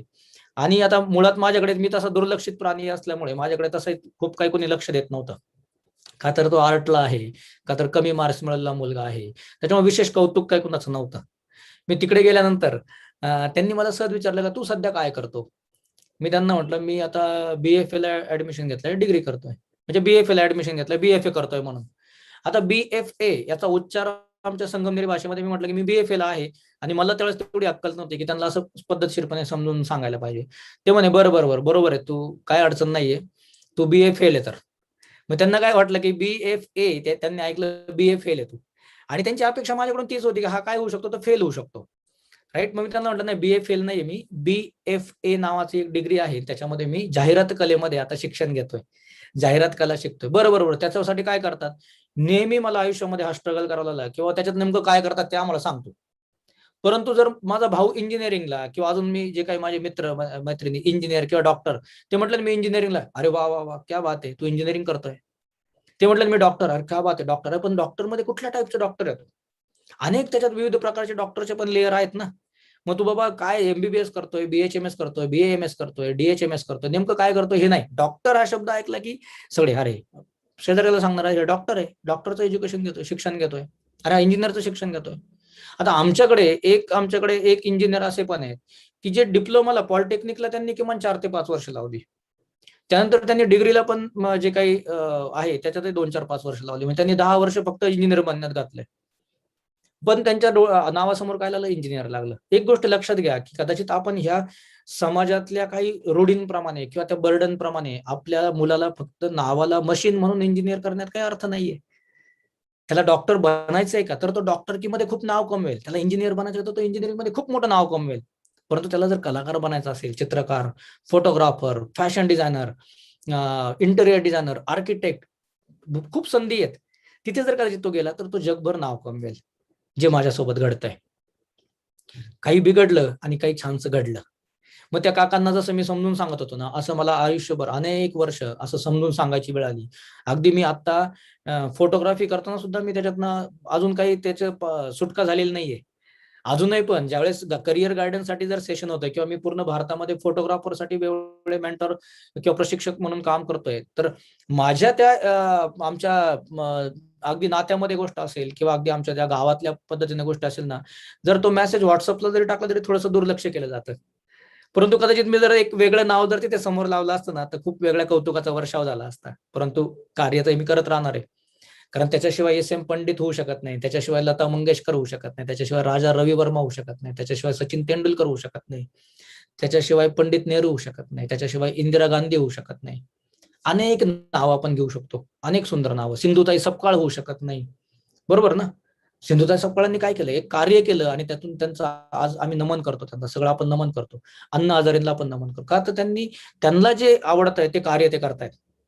म्हणून आपल्याला जे आवडतं ते कार्य आपण करताना बिलकुल काळजी करायची नाही, फक्त स्वतःवरती विश्वास ठेवायचा. आणि आपल्या पॅरेंट्स कडून, आई वडिलांकडून जर आपल्याला ते पाठबळ मिळालं तर 100% आपण ह्या जगात खूप सुंदर नावारूपाला येऊ शकतो. मला वाटतं 8 वाजले. सर, काही इन्स्ट्रक्शन माझ्यासाठी, कारण कदाचित मला अजून अर्धा तास लागू शकतो. No sir, no issue, we can continue. Thank you so much sir, thank you.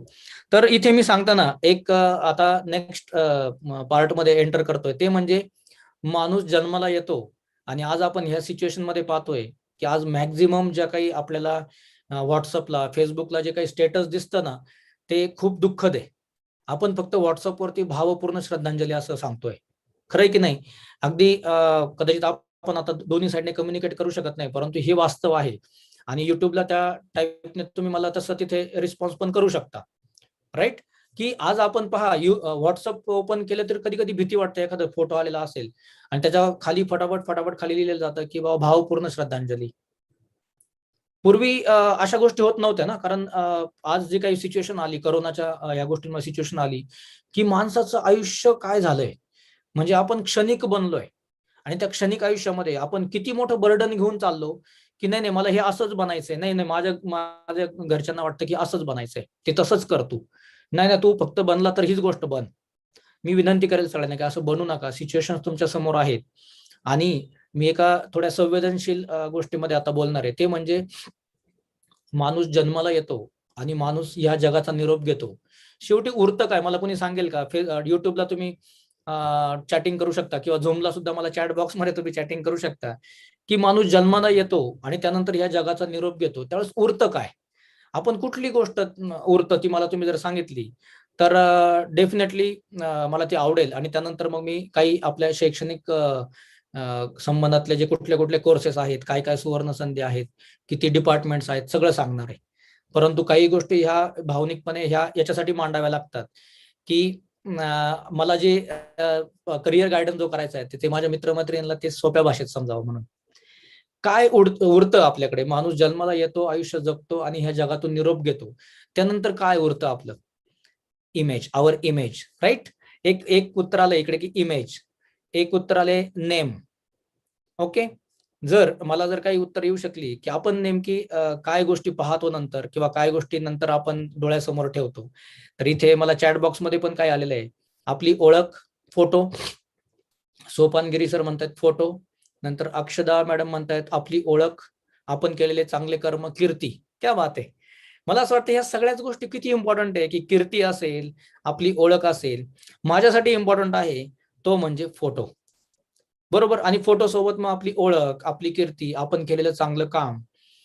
पण मला एक सांगा, की आज आपले जे काही जिवलग असतील, आपल्या घरातले जे काही आपले ज्येष्ठ सिनियर असतील किंवा आपले जे काही आजोबा, पणजोबा, आजी, आजोबा, जे काही कोणी आपल्यात आता ते नाहीयेत, आपल्या खूप जवळची आहेत, आता ते आपले नाहीयेत, यांचं आपण घरामध्ये काय लावतो, तर ते फोटो लावतो. आज बाळ जन्माला आल्यानंतर पहिले आपण काय गोष्ट करतो, जे आम्ही नेहमी पाहतो, ते म्हणजे फोटो काढतो. मग ते मोबाईलने पण फोटो काढतो आपण, राईट? म्हणजे मी कदाचित जर चुकत असेल तर तुम्ही मला दुरुस्त करा, की असं काही नाहीये ना, की आपण फोटोशिवाय वेगळं काहीतरी लावतोय. ज्यावेळेस आपण ह्या जगाचा निरोप घेणाऱ्या आपल्या घरातल्या व्यक्तीचा काय करतो, फोटो लावतो, की याच्यापेक्षा काही वेगळं लावतोय? मला असं वाटतं, की आपण फोटो लावतो आणि कीर्ती आपण अभिमानाने सांगतो. ओळख आपण अभिमानाने सांगतो. मी माझ्या आजोबांची नेहमी ओळख सांगतो, की माझे आजोबा हे अतिशय सुंदर व्यक्तिमत्व होते, जसे लोकमान्य टिळक. आणि त्यांना मी कसं करतो, वर्णन करतो, की जसे की लोकमान्य टिळक. छान अशा मोठ्या मिशी आणि त्यांची हाईट आणि त्यांचा तो फेटा घालण्याची पद्धत. आणि माझे आजोबा अनेक गावांना काही प्रॉब्लेम झाला तर ते सॉल्व्ह करायचे. अनेक वर्ष ते तिथे त्यांनी लीड पण केलं, आपल्या गावासाठी चांगलं काम करण्याचा प्रयत्न केला. आणि मग मी त्यांचं काय करतो, वर्णन करतो. आता वर्णन केल्यानंतर मी जर आता तुम्हाला वर्णन केल्यानंतर खूप पटकन ती इमेज डोक्यात येते का? मग रेफरन्स काय द्यावा लागतो, की जसे की लोकमान्य टिळक. आता लोकमान्य टिळक म्हटलं की मग तुम्हाला थोडेसे लोकमान्य टिळक त्यांची इमॅजिनेशन तुम्ही करता, ते जसं दिसतंय चित्रामधून पाहिले आपण किंवा फोटोमधून पाहिले तसे दिसतात. परंतु जर मी डायरेक्ट जर आता इथे फोटो दाखवला, की हे माझे आजोबा, यांनी असं असं केलं, यांची पर्सनॅलिटी अशी, तर तुम्हाला काय होतं, प्रत्येकाला काय होतं, ती मदत होते की हो, कारण एक फोटो हा 1000 शब्दांपेक्षा जास्त बोलतो, राईट? जसं की मी आता उदाहरण दाखवतो मुद्दाम. एक फोटो हा 1000 शब्दांपेक्षा जास्त बोलतो, बरोबर? हे आपण नेहमी ऐकत आलोय. यात कुठलीही मला नाही वाटत की कुणाला काही यात शंका असेल. ओके, आपण कमवलेले नाव असं म्हणतात श्रुती जाधव मॅडम किंवा राजश्री. Okay, great. अगदी बरोबर. आपण कमवलेलं नाव म्हणजे काय, प्रत्येकाला काय पाहिजे? कुणी असं आहे का म्हणणार आहे, की नाही जे काही चुकीचं काम करू त्याची ओळख बनते आपली? नाही, चांगलं काम केल्याचीच ओळख बनते. हा एक फोटो आहे. आता याच्यामध्ये जर मी निबंध लिहिला, की माझी आजी, आणि मला आठवतंय की माझी आजी अशी होती, मग ती मला मी असं बसायचो, मग ती अंघोळ घालायची, मग ते पाणी माझ्या चेहऱ्यावरून पडायचं, मग मी खाली हात ठेवायचो, असं जर सांगत बसलं तर आपल्याकडून तितकं इमॅजिन होतं का स्ट्रॉंग? नाही. परंतु ज्यावेळेस मी हा फोटो आपल्या समोर प्रेझेंट करतो, तर मला काही शब्दात बोलायची गरज आहे का? मला असं वाटतं ह्या फोटोवरती पूर्ण जगामध्ये म्हणजे लाखो करोडो लोकांनी खूप काही बोललंय. म्हणजे माझ्याकडे तर खूप, म्हणजे अनेक हजारो शेअर झाले, याला लाखो लाईक्स मिळाल्या, करोडो लोकांच्या कमेंट्स आल्या. खूप काही ब्लेसिंग्स मला या फोटोने दिले. कशाने दिले? ह्या कलाकृतीने दिले. कारण फोटो हा किंवा चित्र हे शब्दांपेक्षा जास्त प्रभावीपणे प्रेझेंट होतं, बोलतं. बरोबर? तुम्ही माझ्या सोबत आहात, ह्या गोष्टीला तुम्हाला आता वाटतंय, हा फोटो पाहून ऍग्री करताय की एक फोटो तितका बोलतोय? म्हणजे आज तुमच्याकडे मोबाईल आहे, तर मी असं म्हणेल सगळ्या माझ्या मित्रमैत्रिणीला की उद्या तुमच्या घरातल्या काही अशा सुंदर मोमेंट्स आहेत ना, तुमच्या आई बरोबरची, वडिलांबरोबरची, भावाबरोबरची, जे काही तुमच्या असतील, तुमच्या मित्रमैत्रिणी असतील, यांचे काही फोटोज तुम्ही जर काढले तर पहा, आपल्याला सर्वात जास्त आयुष्यात पुढे जाताना तो फोटो खूप महत्वाचा वाटतो. आपण आता व्हॉट्सअपला जरी आपण गेलो ना, आणि जुने जर कोणी आपल्या जसे आमच्या वयात म्हणजे 40शीत आल्यानंतर त्या गोष्टींमध्ये एक मजा येते की आमच्या ज्या लहानपणाच्या मित्रमैत्रिणींचा आहे ना ग्रुप, तिकडे जर कोणी लहानपणीचा एखादा फोटो, आमच्या शाळेचं, काल आमचे एक मित्र आहेत सचिन लोंढे म्हणून, जे इंजिनियर आहेत, त्यांनी शाळेचे आमचे फोटो पाठवले एक व्हिडिओ बनवून, आणि डोळ्यातून पाणी आलं, कारण ती शाळा दिसायला लागली, का अरे आपला वर्ग दिसतोय आपलं, मग ऑटोमॅटिकली ते मित्रमैत्रिणी असे व्हिज्युअल व्हायला लागले. परंतु त्या फोटोचा, त्या व्हिडिओचा तो प्रभाव झाला. मग इतकं सुंदर काम जर आपला फोटोग्राफर करतो, तर आपण फोटोग्राफीकडे जे कोणी पाहत असतील थोडेसे वेगळ्या भावनेने, ते का? म्हणून मी आता एक छोटंसं उदाहरण सांगणार आहे की जे मला कुणाला दुखवायचं नाहीये, परंतु एक प्रातिनिधिक स्वरूपात सांगणार आहे. का एकदा माझ्यासोबत असा प्रसंग घडला, 2 प्रसंग सांगेल मी, की एक असा प्रसंग आहे की मी माझ्या एका विद्यार्थ्याच्या घरी गेलो, आणि खूप कौतुक होतं त्यांच्या घरच्यांना पण की आपल्या मुलाचे सर आले फोटोग्राफी विषयाचे, आणि तेव्हा आम्हाला नाश्ता पाणी केलं. ते नाश्ता दिल्यानंतर त्या आमच्या विद्यार्थी मित्राची आई बोलली की सर, तुमच्या भरोशावरती आम्ही सोडलंय, परंतु आमचा बिलकुल इंटरेस्ट नाही की यांनी फोटोग्राफर बनावं म्हणून. आम्हाला तर असं झालंय ना म्हणे की ह्या समाजात तोंड कसं दाखवावं. आणि त्या दिवशी मला असं वाटतं ना की मी आतल्या आत, मनातल्या मनात खूप जास्त एक वेगळी खंत माझ्या मनात आली, की म्हटलं किती दुर्दैवी आहे की फोटोशिवाय तर काहीच चालत नाही, परंतु फोटोग्राफर बनलेलं चालत नाही. फोटोग्राफर मुलगा पण, त्याचं कारण काय बनू शकलं असेल कदाचित, की कदाचित आपल्या नजरेत जी आलेली फोटोग्राफर असतील ते तुम्ही कदाचित एका टिपिकल फॉर्मॅटमध्ये पाहिले, त्यातलं कदाचित पुढची दुनिया कोणाला पाहायला मिळाली नाही, जी मी मला आज दाखवायची. ज्यावेळेस माझ्या त्या विद्यार्थी मित्राची आई बोलली, त्यावेळेस मला एका साईडने खूप दुःख झालं की त्या माझ्या विद्यार्थी मित्राला खूप इंटरेस्ट आहे, आणि त्याने इंजिनिअरिंग केलंय, त्याने डिग्री घेतली, त्याने जॉब पण केला त्याने, आणि त्याला इंटरेस्ट आहे म्हणून त्याने फोटोग्राफीमध्ये एज्युकेशन घेण्याचा प्रयत्न केला, आणि त्याला फोटोग्राफरच बनायचं आहे, विशेष करून वेडिंग फोटोग्राफर, लग्न समारंभाचे फोटो काढणारा. आता लग्न समारंभाचे फोटोग्राफर म्हटलं ना की आणखी परत खालच्या नजरेने पाहिलं जातं. हरकत नाही, कारण शेवटी काहीतरी एक इमेज प्रेझेंट झाली आहे, ती इमेज बदलणं गरजेचं आहे, राईट? वास्तविक पाहता इमेज तर सगळ्या टाईपमध्ये, अगदी सगळेच इंजिनियर काही टॉपला काम करतात का? नाही. सगळे डॉक्टर काय अगदी टॉपला काम? बिलकुल नाही. सगळीकडे सगळे लेयर असतात, परंतु काय ना, एक अट्रॅक्शन बनलेलं असतं. आणि एक विचार करा की त्याला लग्नाचे फोटोग्राफर बनण्याचं तो स्वप्न पाहतोय, परंतु घरच्यांचे खूप अतिशय निराशा दिसली मला, आणि असं जाणवलं, म्हणजे ते मी तो नाश्ता करताना खरं तर मला खूप कटू घास मी गिळत होतो, की खूप मोठं मानसिक म्हणजे ते बोलले की समाज काय म्हणेल, आमच्या तर नातेवाईकांमध्ये आम्हाला सांगायला शब्द नाही राहिले, तोंड दाखवायला जागा नाही राहिली, आम्ही काही सांगत नाही तो काय करतोय ते. म्हणजे मुळात फोटोग्राफी करणं म्हणजे एखाद्या ठिकाणी दरोडा घालून येणं, चोऱ्या माऱ्या करणं, असा तर प्रकार आहे की काय, अशी मला इतकी धास्ती वाटली की आपला समाज कुठे चाललाय. म्हणजे त्यांनी जर फोटो नाही काढले, तर उद्या पहा तुम्ही, आज आपल्याकडे आपले सन्माननीय पंतप्रधान नरेंद्र मोदीजी हे वारंवार आपल्याला दाखवतात की फोटोग्राफी किती महत्वाची, फोटो किती महत्वाचा आहे. तुम्ही त्यांचे व्हायरल व्हिडिओ पहा कधी पण, ज्या दिशेला फोटोग्राफर आहे त्या दिशेला कोणी मध्ये आलेलं पण त्यांना चालत नाही. कारण फोटो हे त्या कार्याचं एक संग्रह असतो तो. म्हणजे तुम्हाला ज्यावेळेस एखादं अवॉर्ड मिळतं, तुम्हाला एखाद्या शाळेमध्ये पारितोषिक मिळतं, तुम्हाला एखाद्या जीवनात अवॉर्ड मिळतं, त्यावेळेस बिना फोटोग्राफर जर ते अवॉर्ड घेताना तुम्हाला आनंद होतो का कधी? तुम्ही काय म्हणता, अरे माझा फोटो काढ, मोबाईलने फोटो, कुणीतरी काढा, फोटो काढा. फोटो काढा ह्या गोष्टीला महत्व असतं. आणि मला सांगा, फोटो काढायला ह्या गोष्टीला इतकं महत्व आहे, कुठलं उद्घाटन, कुठल्या आपल्याकडे कोणी आहे का असं की ज्याने उद्घाटन केलं आणि तिथे फोटोग्राफर नाहीये? साधं साधं उद्घाटन, टॉयलेट बांधले याचं उद्घाटन करताना सुद्धा फोटोग्राफर पाहिजे. नाही, न्यूजपेपरला गेलं पाहिजे, पण न्यूजपेपरला नुसती बातमी जाऊन चालत नाही, फोटो गेला की मग त्याचा आशय व्यवस्थित समजतो. बरोबर? मग आज सामाजिक क्षेत्रात असेल, राजकीय क्षेत्रात असेल, किंवा शैक्षणिक क्षेत्रात असेल, क्रीडा क्षेत्रात असेल, कला क्षेत्रात, सगळीकडे फोटोग्राफीला अनन्यसाधारण महत्व आलेलं आहे. म्हणजे लग्न कार्यात जिथे आपण ज्या फोटोग्राफरला नाव ठेवतो, तोच फोटोग्राफर जर तिथे दिसला नाही, तर किती आपलं मन पटकन केविलवाणं होऊन जातं, अरे कुठे गेला तो फोटोग्राफर? आणि त्याला आपण आरे-तुरेमध्ये बोलतो, त्याला आपण कुठल्याही पद्धतीने वागणूक देतो. खरंच त्याचं महत्व आपल्याला नाही समजत आहे का? की आपण मूल जन्माला येतं, आई-वडील त्या दिवसापासून आपल्या मुला-मुलीच्या लग्नाचं स्वप्न पाहतात. मुलगी जर असेल तर त्या दिवसापासून तयारी सुरू होते लग्नाची.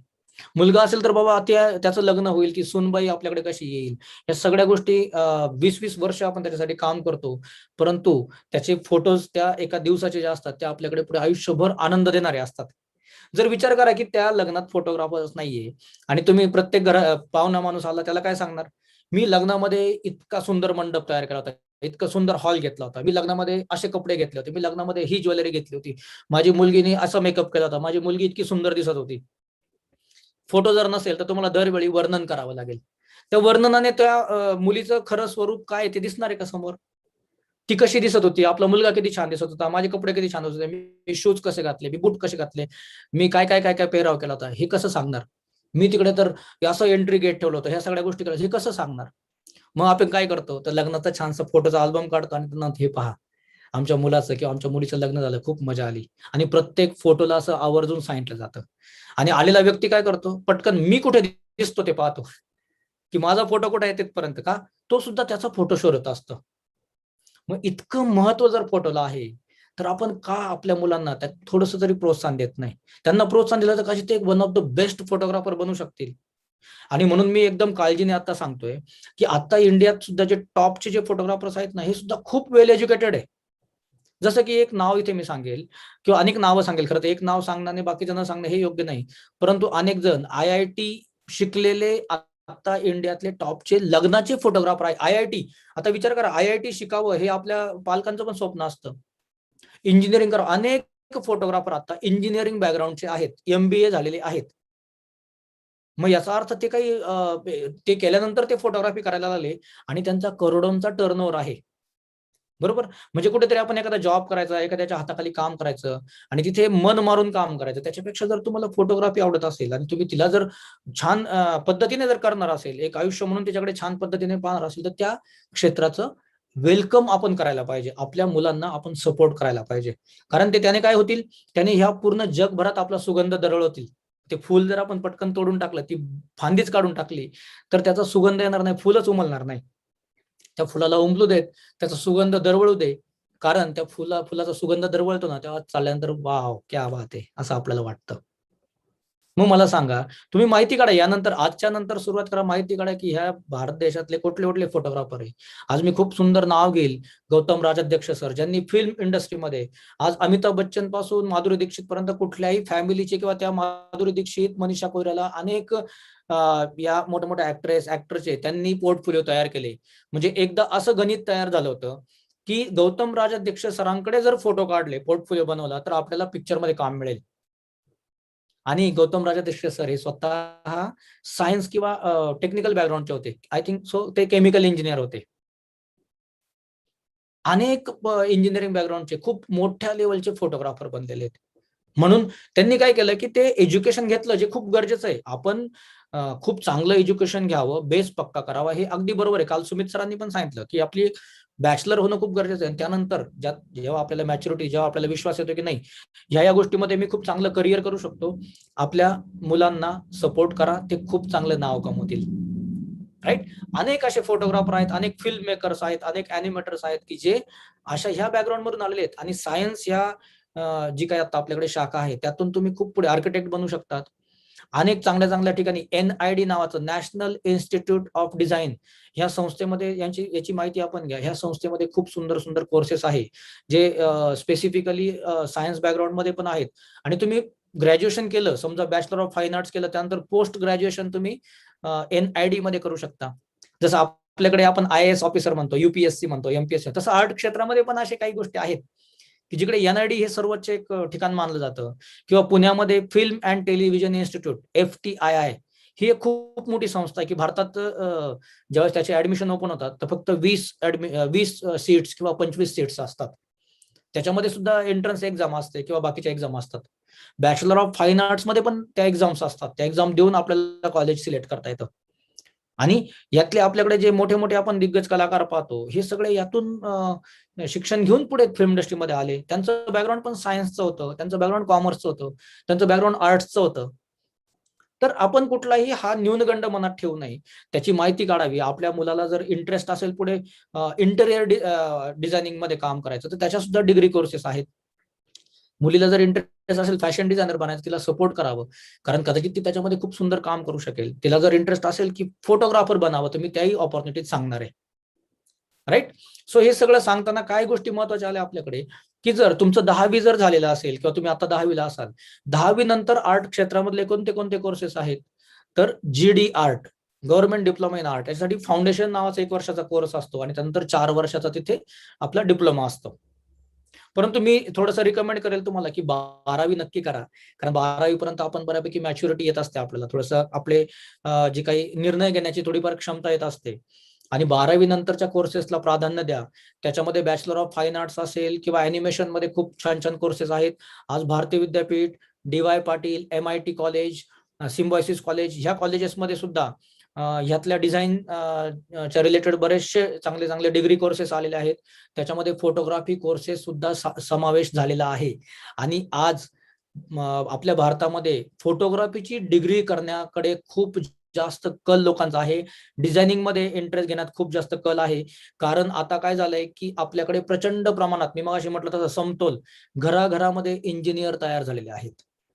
मला त्याच्याबद्दल काही म्हणायचं नाही, व्हायलाच पाहिजे. माझा भाऊ इंजिनियर आणि मला त्याचा खूप प्राऊड आहे. व्हायलाच पाहिजे. जर तुम्हाला इंटरेस्ट आहे, इंजिनिअरिंगच करा आणि त्यात खूप मोठं नाव कमवा.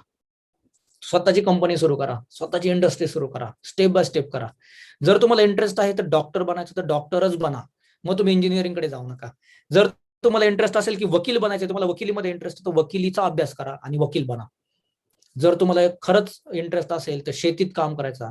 माझा मामे भाऊ आहे अक्षय मालुंजकर, मी त्याचं उदाहरण देईल मुद्दाम. त्याला शेतीमध्ये प्रचंड वेळ आहे. तो द्राक्ष करतो, तो डाळिंबीवरती बऱ्यापैकी काम करतो. मग त्याने वायनरीमध्ये सुद्धा नाशिकला खूप काम केलं. संगमनेर तालुक्यामध्ये वडगाव दांडगा गावात येतो आणि तो प्रचंड मेहनत घेतोय शेती या क्षेत्रात. त्यांनी BSc केलं, तो पुढे पण एज्युकेशन घेतोय. त्याचं वेळ ते तो त्याच्या पाठीमागे, आणि त्याचं कंटिन्यू त्याच्या संकल्पना चालू असतात की मला वायनरी सुरू करायची, मला द्राक्षांमध्ये ह्या गोष्टी करायच्या, मला नवीन नवीन त्याच्यामध्ये. आणि तो वेड्या म्हणजे त्याच्यामध्ये काहीतरी तो 100% सुंदर काम करेल याच्यावरती आम्हाला कॉन्फिडन्स आहे, कारण तो स्वतःहून ती गोष्ट करतोय, त्याला त्याच्यामध्ये इंटरेस्ट आहे. मग ते जर न करता त्याला जर वेगळ्या गोष्टी करायला सांगितल्या असतात तर कदाचित तो त्याच्यामध्ये तेवढा इंटरेस्ट त्याने घेतला नसता. राईट. म्हणजे हाणून मारून आपण कुठली गोष्ट करू शकत नाही, पण इंटरेस्ट असेल तर आपण ती गोष्ट मनापासून करतो. राईट. म्हणून ज्यांना इंटरेस्ट असेल त्यांनी आर्ट क्षेत्रामधलं जर म्हटलं तर JJ स्कूल ऑफ आर्ट हे जे कॉलेज आहे मुंबईमधलं, हे पूर्ण भारतामध्ये प्रसिद्ध आहे. भारतामध्ये म्हणण्यापेक्षा जगप्रसिद्ध आहे. अनेक सुंदर मोठे मोठे कलाकार तिथून घडले. तर आपण JJ स्कूल ऑफ आर्ट मध्ये एज्युकेशन घेऊ शकता. Government school of art Aurangabad मध्ये, शासकीय कला महाविद्यालय नागपूर येथे आपण एज्युकेशन घेऊ शकता. हे गव्हर्नमेंटचे कॉलेजेस आहेत स्पेसिफिकली.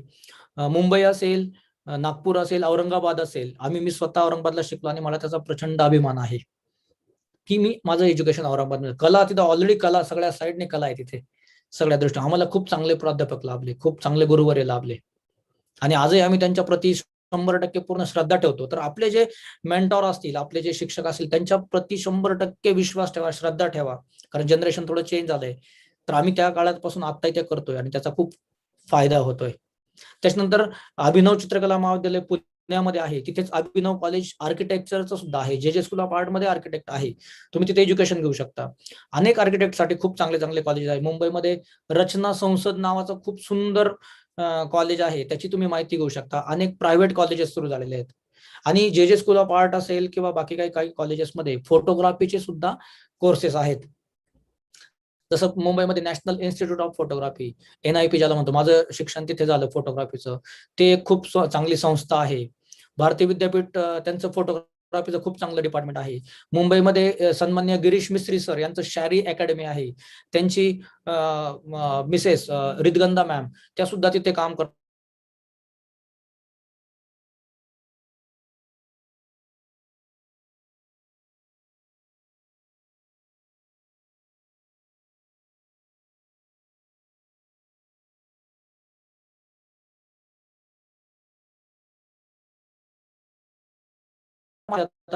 सिन्नरहून अजिंक्य पगार माझा स्टुडंट आहे.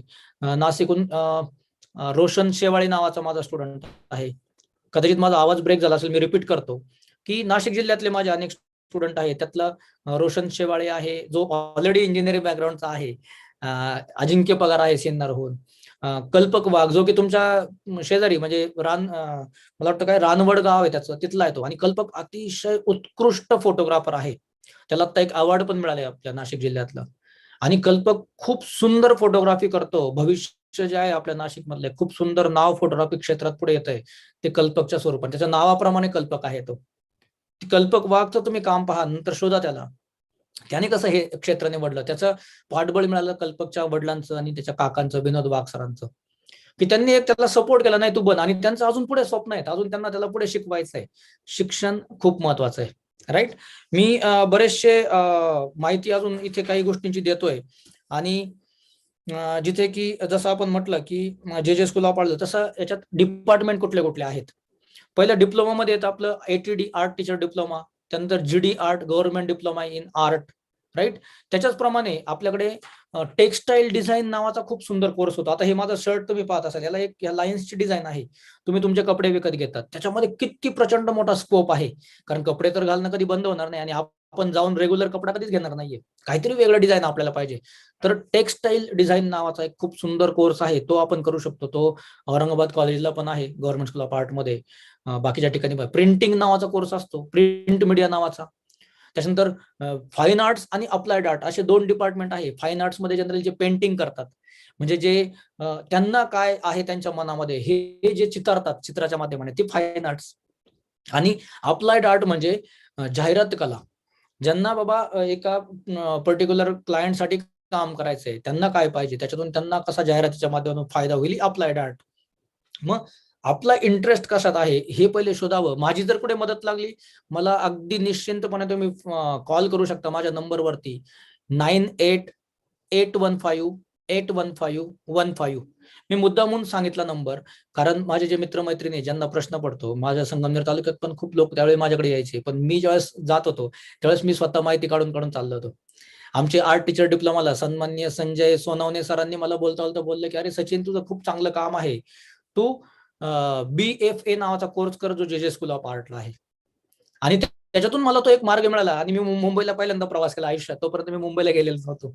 ती माझी स्टोरी अजून वेगळी, कारण माझा जे स्कूल ऑफ आर्टला नंबर लागला होता, परंतु माझं कोणी नसल्यामुळे माझं 3 दिवसानंतर मला माहित झालं, तोपर्यंत ऍडमिशन होऊन गेलं होतं.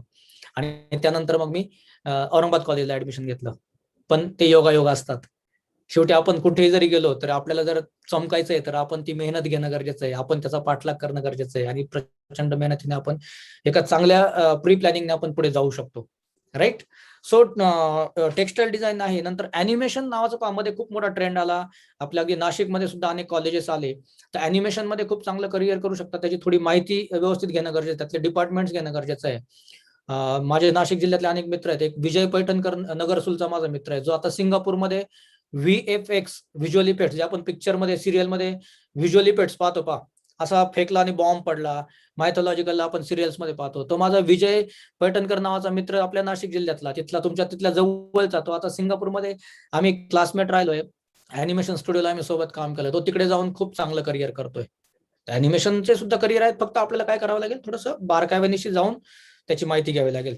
त्याच्यानंतर आपल्याकडे फिल्म मेकिंगचे खूप चांगले कोर्सेस, चांगला स्कोप आता आहे फिल्म मेकिंग, जिथे आपण मूवीज बनवतो, बरोबर. रवी जाधव नावाचे आता डायरेक्टर तुम्हाला माहित असतील, खूप फेमस आहेत, की ज्यांनी अनेक चांगले चांगले चित्रपटांची निर्मिती केली. आणि रवी जाधवांचं एज्युकेशन सुद्धा जे स्कूल ऑफ आर्ट मधून, आर्ट माध्यमानेच झालेलं आहे.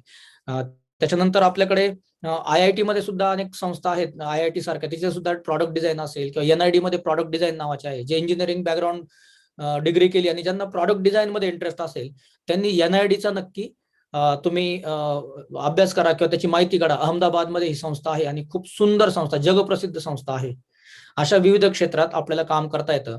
मी फक्त आता शेवटच्या टप्प्यात आलेलो आहे आणि फोटोग्राफीमध्ये किती प्रकारात काम करू शकतो आपण ते मला सांगायचंय. मी लिस्ट मुद्दाम लिहिली आहे, जनरली मी मुद्दाम याच्यासाठी लिहिली कारण जास्तीत जास्त प्रकार माझ्याकडून कुठला राहू नये. आपल्याला फोटोग्राफीमध्ये काय काय माहिती आहे? Wedding photography, photo studio, modelling photography, fashion photography, याच्या व्यतिरिक्त आपल्याला माहित नसतं. 100 पेक्षा जास्त प्रकार आहेत. त्यातले मी काही ठराविक फटाफट सांगतो. जसं की आपण वेडिंग फोटोग्राफी करू शकतो, लग्नाची फोटोग्राफी, इव्हेंट फोटोग्राफी करू शकतो, प्रॉडक्ट फोटोग्राफी करू शकतो, इंडस्ट्रियल फोटोग्राफी करू शकतो, fashion photography, modelling, kids photography, family photography, right. त्याच्यानंतर फाईन आर्ट्स फोटोग्राफी करू शकतो आपण, ऍस्ट्रो फोटोग्राफी करू शकतो आपण, स्पेस फोटोग्राफी करू शकतो, नाईट फोटोग्राफीमध्ये करिअर करू शकतो, लॉंग एक्सपोजर फोटोग्राफीमध्ये करिअर करू शकतो, स्पोर्ट फोटोग्राफीमध्ये आपण फक्त हे जे क्रिकेट मॅच पाहतो आपण, अनेक विविध खेळ पाहतो आपण, अगदी कबड्डी पासून सगळे, इथे सगळे फोटोग्राफी असते, अनेक प्रकारचे फोटोज आपल्याला पाहायला मिळतात. जर्नलिस्टिक फोटोग्राफी करू शकतो आपण, जे न्यूजपेपरमध्ये येतात, राईट. डॉक्युमेंटरी स्टाईल फोटोग्राफी करू शकतो आपण. त्याच्यानंतर आपल्याकडे न्यूबॉर्न फोटोग्राफी आहे, मॅटर्निटी फोटोग्राफी आहे, स्टॉक फोटोग्राफी आहे, ब्लॅक अँड व्हाईट फोटोग्राफी आहे, landscape photography, travel photography, food photography, त्याच्यानंतर vintage photography, under water photography, किती सुंदर विषय आहे, सी स्पेस फोटोग्राफी आहे, रिअल इस्टेट फोटोग्राफी आहे, त्यानंतर आर्किटेक्चरल फोटोग्राफी, जिथे आपण इंटेरियर एक्सटेरियर अशी फोटोग्राफी करतो. हे सगळे प्रकार सांगताना मला एक सांगायचं आहे की ज्यावेळेस आपण आता नाशिक जिल्ह्याबद्दल बोलतोय, कुणाचा जर वायनरीचा प्लांट असेल, त्यांना सुद्धा फोटोग्राफर पाहिजे असतात. त्यांचे जे प्रॉडक्ट आहेत किंवा ग्रेपची जी काही शेती आहे त्याच्या रिलेटेड त्यांना फोटोग्राफी करायची. स्कोप खूप आहे. माझी बायको प्रियदर्शनी भोर, मी फक्त माझा एक जास्त वेळ आता घेत नाही, खूप मोठं क्षेत्र आहे, त्याच्याबद्दल बोलायला गेलं तर अजून खूप काही गोष्टी कमी पडतील. परंतु माझी जी काही माझी जी बायको आहे, माझी मिसेस जी आहे, ती basically new born baby photographer आहे. हे मुद्दाम का सांगतोय, स्पेसिफिकली मुलींसाठी, की तिचं सुद्धा बॅचलर ऑफ फाईन आर्ट झालंय. ती न्यू बॉर्न बेबी फोटोग्राफर आहे. हे आमचं आता पुण्यात आम्ही हे तिघे आहोत, जैत्र, माझा मुलगा, माझी मिसेस प्रियदर्शनी आणि मी. तर ती न्यूबॉर्न बेबी फोटोग्राफी म्हणजे काय, अगदी नवजात जी बालकं असतात त्यांचं ते तिने स्पेशलायझेशन केलं, ती इंटरनॅशनल लेवलला आता ती काम करते आणि तिला तिचं स्वतःचं नाव मिळालं, तिला तिचं स्वतःचं करिअर मिळालं. तर मुलींना जर याच्यामध्ये इंटरेस्ट असेल तर खूप चांगला स्कोप फोटोग्राफी या क्षेत्रात आहे, नक्की विचार करू शकता. खूप सुंदर याच्यामध्ये त्यांना पुढे काम करण्याच्या संधी आहेत. ओके. तर मला असं वाटतं की ह्या सगळ्या गोष्टींमध्ये अनावधानाने जर मला माझ्याकडून जर काही कुणाला दुखावलं गेलं असेल तर मी त्याची पुन्हा एकदा माफी मागतो. खूप गोष्टी बोलण्यासारख्या आहेत, त्या गोष्टी तितक्या आता आज बोलणं शक्य नाहीये, परंतु माझ्या जीवनातला एक सुंदर क्षण म्हणून मी एक तो दाखवणार आहे की एक ज्यावेळेस कलाकार काम करतो आणि त्याला एक चांगले विद्यार्थी मिळतात तर ते काय लेवलला जाऊ शकतात. आपण आतापर्यंत पाहिलं असेल, स्टॅच्यू बनतात, मूर्ती बनतात, परंतु मी माझ्या आयुष्यातला एक सुंदर क्षण सांगेल की जेव्हा माझ्या विद्यार्थ्याने माझंच एक छोटा मूर्ती बनवून दिली मला, आणि त्यासाठी खूप सुंदर श्रीपाद भालेराव सरांनी त्याची मूर्ती बनवली आणि खूप खूप सुंदर क्षण होता माझ्यासाठी. कारण एक कलाकार ह्या गोष्टीची वाट पाहतो, कारण कलाकाराची कधी मूर्ती नाही बनत, तो दुसऱ्यांच्या मूर्ती बनवतो, तो पेंटिंग्स करतो, तो फोटोग्राफी करतो. आणि ह्या आमच्या दोघांच्या फोटोच्या पाठीमागे लहान लहान मुलांची फोटो आहेत, ते माझी बायको प्रियदर्शनीने काढलेले आहेत. तर हा फोटो मी याच्यासाठी दाखवतो की ज्यावेळेस आपण विद्यार्थी घडवतो किंवा चांगल्या काही गोष्टी करतो त्यावेळेस साइड बाय साइड आपलं व्यक्तिमत्व घडत असतं आणि अनेक सुंदर काम आपण करू शकतो. हे 3 ब्रँड्स आहेत, विवाह फोटोज, फोटो आर्टिओ आणि द किड्स फोटोज, ज्याच्या माध्यमाने आम्ही काम करतोय. आणि जर कुणाला फॉलो करायचं असेल तर तुम्ही youtube.com/photoartio, ज्यांना फोटोग्राफीमध्ये इंटरेस्ट आहे तिथे अनेक प्रकारचे फोटोग्राफीचे सेशन्स तुम्हाला पाहायला मिळतील. त्यानंतर facebook.com/photoartio आणि instagram.com/photoartio प्लस विवाह फोटोज आणि द किड्स फोटोज हे तुम्ही फॉलो करू शकता. आणि करिअर रिलेटेड ज्यांना कुणाला आणखी काही जर माहिती पाहिजे असेल तर नक्की तुम्ही मला संपर्क करू शकता. अगदी तुमचा एक भाऊ म्हणून मला संपर्क करू शकता. आज मी जर थोडंफार जरी काही देऊ शकलो असेल आजच्या या सेमिनार मधून तर हे मी माझं नशीब मानतो, सौभाग्य मानतो. आणि पुन्हा एकदा जे काही late BP Patil college of science commerce यांनी जी काही खूप सुंदर अशी संधी दिली, तिथे जे काही सर्व कार्यरत असणारा पूर्ण स्टाफ, पूर्ण डायरेक्टर बॉडी किंवा जी काही आतापर्यंत 1942 पासून आतापर्यंत जी काही घडवणूक झालेली आहे त्यासाठी सर्वांचा मी आभारी आहे.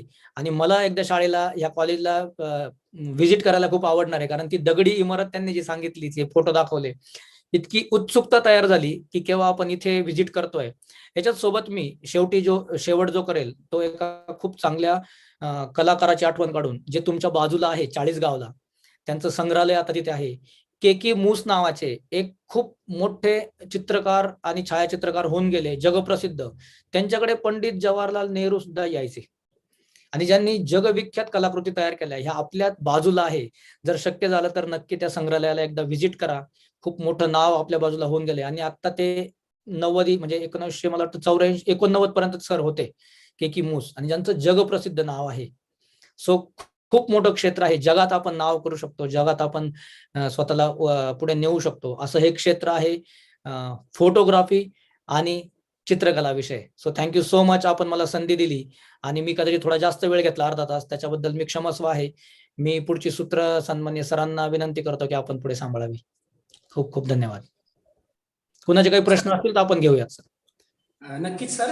मी प्राध्यापक राकेश शहाणे, बीपी पाटील महाविद्यालयामध्ये मॅथमॅटिक्सचा विषय शिकवतो. नक्कीच सर, विद्यार्थ्यांना पहिल्यापासून आकर्षित ठरणारा किंवा आकर्षणाचा वाटणारा विषय असा फोटोग्राफी हा तुम्ही इतक्या चांगल्या पद्धतीने मुलांसमोर मांडला. विद्यार्थ्यांना नक्कीच याचा एक छान असा तुम्ही प्रवास घडवून आणला. नक्कीच आम्ही बालकांना हरवून गेलो होतो काही काळ, आणि नक्कीच मुलं फोटोग्राफी असेल किंवा आर्ट असेल या विषयाबद्दल करिअर म्हणून नक्कीच त्याचा विचार करतील असं मार्गदर्शन तुम्ही विद्यार्थ्यांना केलं. तर विद्यार्थ्यांचे काही प्रश्नही होते, तेही त्यांना मिळाले असतील. आणि काही विद्यार्थी आमच्या कॉलेजचे असेही आहेत की ज्यांना काही प्रश्नांची उत्तरं तुमच्याकडनं जाणून घ्यायची आहे. तर मी आमच्या कॉलेजच्या विद्यार्थ्यांना तुमची परवानगी असेल तर त्यांना बोलवू इच्छितो. नक्की सर, थँक्यू सो मच. पहिली विद्यार्थिनी आहे आमच्या कॉलेजची साक्षी मते. साक्षी मते. Good evening, sir. Myself, Sakshi Mate, student of late BB Patil College of Science. Sir, माझा प्रश्न असा आहे की 10वी नंतर चित्रकला या विषयातील किंवा आर्ट प्रकारात पुढील शिक्षण कोणते आहे?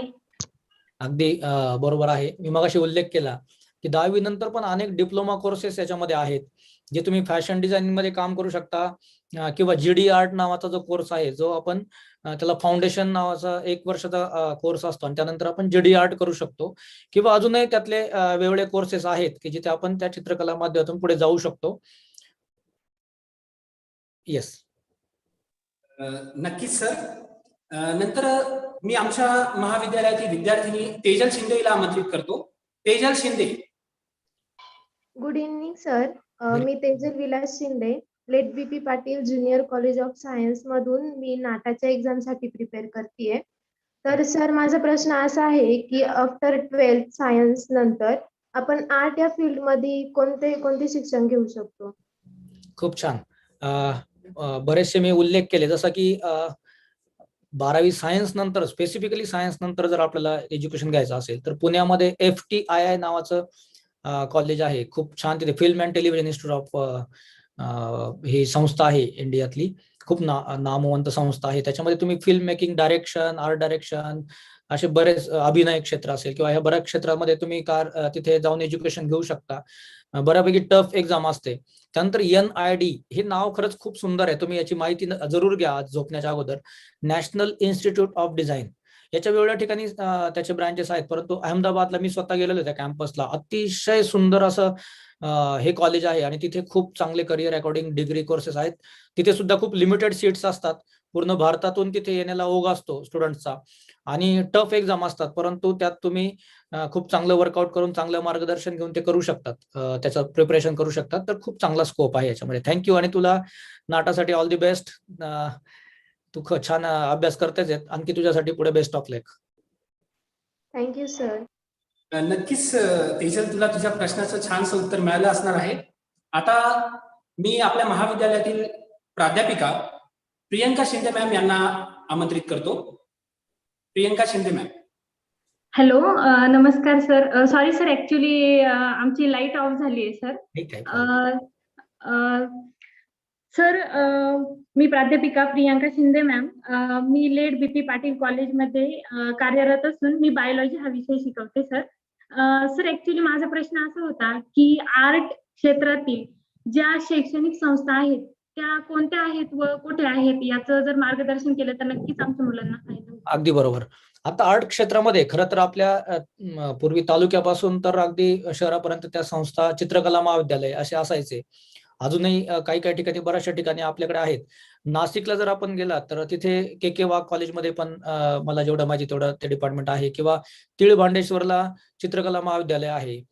पुण्यामध्ये अभिनव चित्रकला महाविद्यालय आहे. भारतीय विद्यापीठ मध्ये बेसिकली डिपार्टमेंट आहे बॅचलर ऑफ फाईन आर्ट्सचं. त्यानंतर DY पाटील, MIT कॉलेज. आता हे जे नामवंत कॉलेज जे आपण इंजिनिअरिंगच्या बॅकग्राऊंड ऐकलेले आहेत ना, इथे सुद्धा आता हे बॅचलर ऑफ फाईन आर्ट्सचे कॉलेजेस किंवा फोटोग्राफीचे कॉलेजेस सुरू झालेले आहेत. तसंच मुंबईमधील JJ स्कूल ऑफ आर्ट हे खूप मोठं नाव आहे पूर्ण भारत देशातलं. तसंच government school of art Aurangabad हे नाव खूप सुंदर कॉलेज आहे, तिथे आपण घेऊ शकतो. नागपूरला सुद्धा आपण गव्हर्नमेंट कॉलेज आहे. प्रायव्हेट कॉलेज खूप तर आहेतच, परंतु हे आपल्याकडे गव्हर्नमेंट कॉलेजेस पण खूप चांगले चांगले आहेत की जिथे आपण हे शिक्षण घेऊ शकतो. नक्कीच सर, मुलांना अशा प्रकारे कॉलेजेसची माहिती मिळाली तर नक्कीच मुलांचा ओघ जो आहे कला क्षेत्राकडे किंवा फोटोग्राफीकडे जाण्याचं नक्कीच वाढेल. अजूनही आमच्या महाविद्यालयातल्या दीपाली लोखंडे मॅडम यांनाही काही प्रश्न विचारायचे आहेत, तर मी आमंत्रित करतो दीपाली लोखंडे मॅडम. नमस्कार सर, मी प्राध्यापिका Deepali Lokhande. Sir, me let BP Patil junior कॉलेजमध्ये केमिस्ट्री या विषयाची प्राध्यापिका आहे. सर, माझा प्रश्न असा होता की आर्ट आणि फोटोग्राफी या क्षेत्रात मुलींना कोणत्या कोणत्या संधी आहेत त्याबद्दल माहिती सांगा. Thank you so much ma'am. खूप महत्वाचा प्रश्न आहे हा आणि खूप माझ्या जवळचा आहे खरं तर. कारण काय होतंय की आपल्याकडे फोटोग्राफर म्हटलं की आपण लहानपणापासूनच फोटोग्राफर हा पुरुष म्हणून पाहत आलेला असतो. त्यामुळे स्त्री फोटोग्राफर असते असं कधी पाहायलाच मिळत नाही. योगायोगाने माझ्या घरामध्ये माझ्या आईने फोटोग्राफी केली, स्टुडिओ फोटोग्राफी, जी तिसरीच शिकलेली आहे. तिचं एज्युकेशन फक्त 3री पर्यंत झालेलं आहे, परंतु तिला वडिलांनी ट्रेन केलं आणि ती करायला लागली. पण आत्ताचा काळ बदललाय. मी जसं माझ्या कुटुंबाचा फोटो दाखवला, माझ्या बायकोचा फोटो दाखवला, तिचा स्वतःचा प्रोफाईल जर कधी चेक केला, प्रियदर्शनी भोर नावाने, तिचा द किड्स फोटोज हा नावाचा ब्रँड आहे आणि ती मॅटर्निटी फोटोग्राफी आणि द किड्स म्हणजे न्यूबॉर्न फोटोग्राफी याच्यामध्ये तिचं स्पेशलायझेशन आहे. आज जगभरामध्ये अनेक सुंदर संधी तयार झालेल्या आहेत मुलींसाठी स्पेसिफिकली फोटोग्राफी विषयात, की खूप चांगलं काम आपण करू शकतो. अनेक वेडिंग फोटोग्राफर्स आता मुली आहेत, फूड फोटोग्राफर्स मुली आहेत किंवा प्रॉडक्ट फोटोग्राफर मुली आहेत आणि मुली खूप जास्त आता ओढ आहे. म्हणजे शहरी भागात काय होतं, लवकर थोडं माहित होतं किंवा मुली सुद्धा याच्यात खूप चांगलं करिअर करू शकतात. आणि मुळात एक लक्षात घ्या, मुलगी म्हटलं ना, आता आपण लहानपणापासून आपल्या आईला जरी पाहिलं, ती घराच्या दारासमोर रांगोळी काढते, तिला मेहंदी काढताना आपण आपल्या बहिणीला पाहतो किंवा आपल्या मैत्रिणींना पाहतो, आपण त्याला रांगोळी काढतात, मेहंदी काढतात, काही सजावटीचं काम करतात, एम्ब्रॉयडरी करतात. म्हणजे मुलींमध्ये तर उपजतच ती इतक्या कला त्या असतात, ती इतकं बारकाईने ते काम करतात, सुंदरतेने काम करतात. त्यांनी तर फोटोग्राफीमध्ये जर पुढे जर यायचा विचार केला किंवा आर्ट क्षेत्रामध्ये, तर अतिशय सुंदर स्कोप आहे. बॅचलर ऑफ फाईन आर्ट्स मध्ये तुम्ही कमर्शियल आर्टिस्ट बनू शकता, अप्लाइड आर्टिस्ट, जिकडे तुम्ही जाहिरात कलेमध्ये खूप चांगलं काम करू शकता. किंवा फॅशन डिझायनिंग मध्ये अतिशय सुंदर. आपल्याकडे काय होतं, फॅशन डिझाईन म्हटलं की थोडेसे काही चित्र वेगळी दिसतात आपल्याला, परंतु त्याच्या दोन्ही बाजू असतात प्रत्येक गोष्टीच्या. खूप चांगलं काम तुम्ही तुमचे फॅशन स्टुडिओ सुरू करू शकतात नंतर. किंवा जिकडे आता आपण टेक्स्टाईल डिझायनिंग, मग अशी म्हटलं मी की टेक्स्टाईल डिझायनिंग मध्ये आपण आज प्रत्येकाने जे पेहराव केलेला कपडा हा प्रत्येकाचा डिझाईन वेगळा असेल, टेक्स्चर वेगळा असेल. म्हणजे किती सुंदर स्कोप त्याच्यामध्ये आहे की मुलींना ऑलरेडी त्यात खूप इंटरेस्ट पण असतो. म्हणजे दुसरी बाजू एक का मुली आता तर IAS ऑफिसर बनतायत, अगदी पोलीस ऑफिसर्स बनतायत, वैमानिक बनतायत, बरोबर, आणि सायंटिस्ट बनतायत. त्याच्यात सोबत त्यांच्या मध्ये असलेले आर्टच्या रिलेटेड फक्त कदाचित बऱ्याचदा आपल्याकडे माहिती मिळत नाही आणि म्हणून त्या फोटोग्राफी या क्षेत्राकडे तितकं येत नाहीत. परंतु मी रिक्वेस्ट करेल की थोडीशी युट्यूबला सुद्धा माहिती घ्या, गुगलला माहिती घ्या. अनेक सुंदर लेडी फोटोग्राफर, जसं मी रिद्धगंधा मिस्त्री मॅमचं मगाशी नाव घेतलं, की जे ऑलरेडी मुंबईमध्ये खूप सुंदर नाव आहे, त्यांचं खूप चांगलं मोठं नाव आहे भारत देशामध्ये, की जे एक फोटोग्राफर म्हणून फेमस आहे. अशा अनेक लेडी फोटोग्राफर्स आहेत आणि ज्या स्वतःचं नाव कमवत आहेत. म्हणजे एक आपल्याकडे असतं ना, स्वतःचं काहीतरी निर्माण करणं, निर्मिती करणं. आणि स्त्री काय करते, मुलाला जन्म देते, परंतु नाव सुद्धा पुरुषाचंच असतं तिथे. इथेच तिला स्वतःचं नाव एक पुढे पुढे नेण्याचं एक चांगलं स्किल आहे, माध्यम आहे. तर नक्की वेलकम आहे मुलींसाठी आणि खूप त्याच्याबद्दल काही जरी पुढे जर मार्गदर्शन लागलं तर माझी वाईफ प्रियदर्शनी सुद्धा गायडन्स करेल. नक्कीच सर, नक्कीच मुली सुद्धा या फील्डमध्ये काम करू शकतील जर तुमच्यासारख्या मोठ्या व्यक्तींचं, मोठ्या कलाकारांचं जर मार्गदर्शन असेल तर. सर, मी आता आमच्या कॉलेजचे प्राध्यापक श्री गिरी सर यांना मी आमंत्रित करतो. गिरी सर, नमस्कार. सर्वप्रथम सर नमस्कार आणि तुमचा आभारी आहे मी. प्रणाम सर. त्याचबरोबर या व्याख्यानमालेमध्ये सहभागी झालेले विद्यार्थी असतील, पालक असतील, त्याचबरोबर इतर प्रेक्षक वर्ग असेल, त्यांचा मी आभारी आहे आणि त्यांना पण माझा नमस्कार, तुम्हाला पण माझा नमस्कार. सर, मी प्राध्यापक स्वपन गिरी.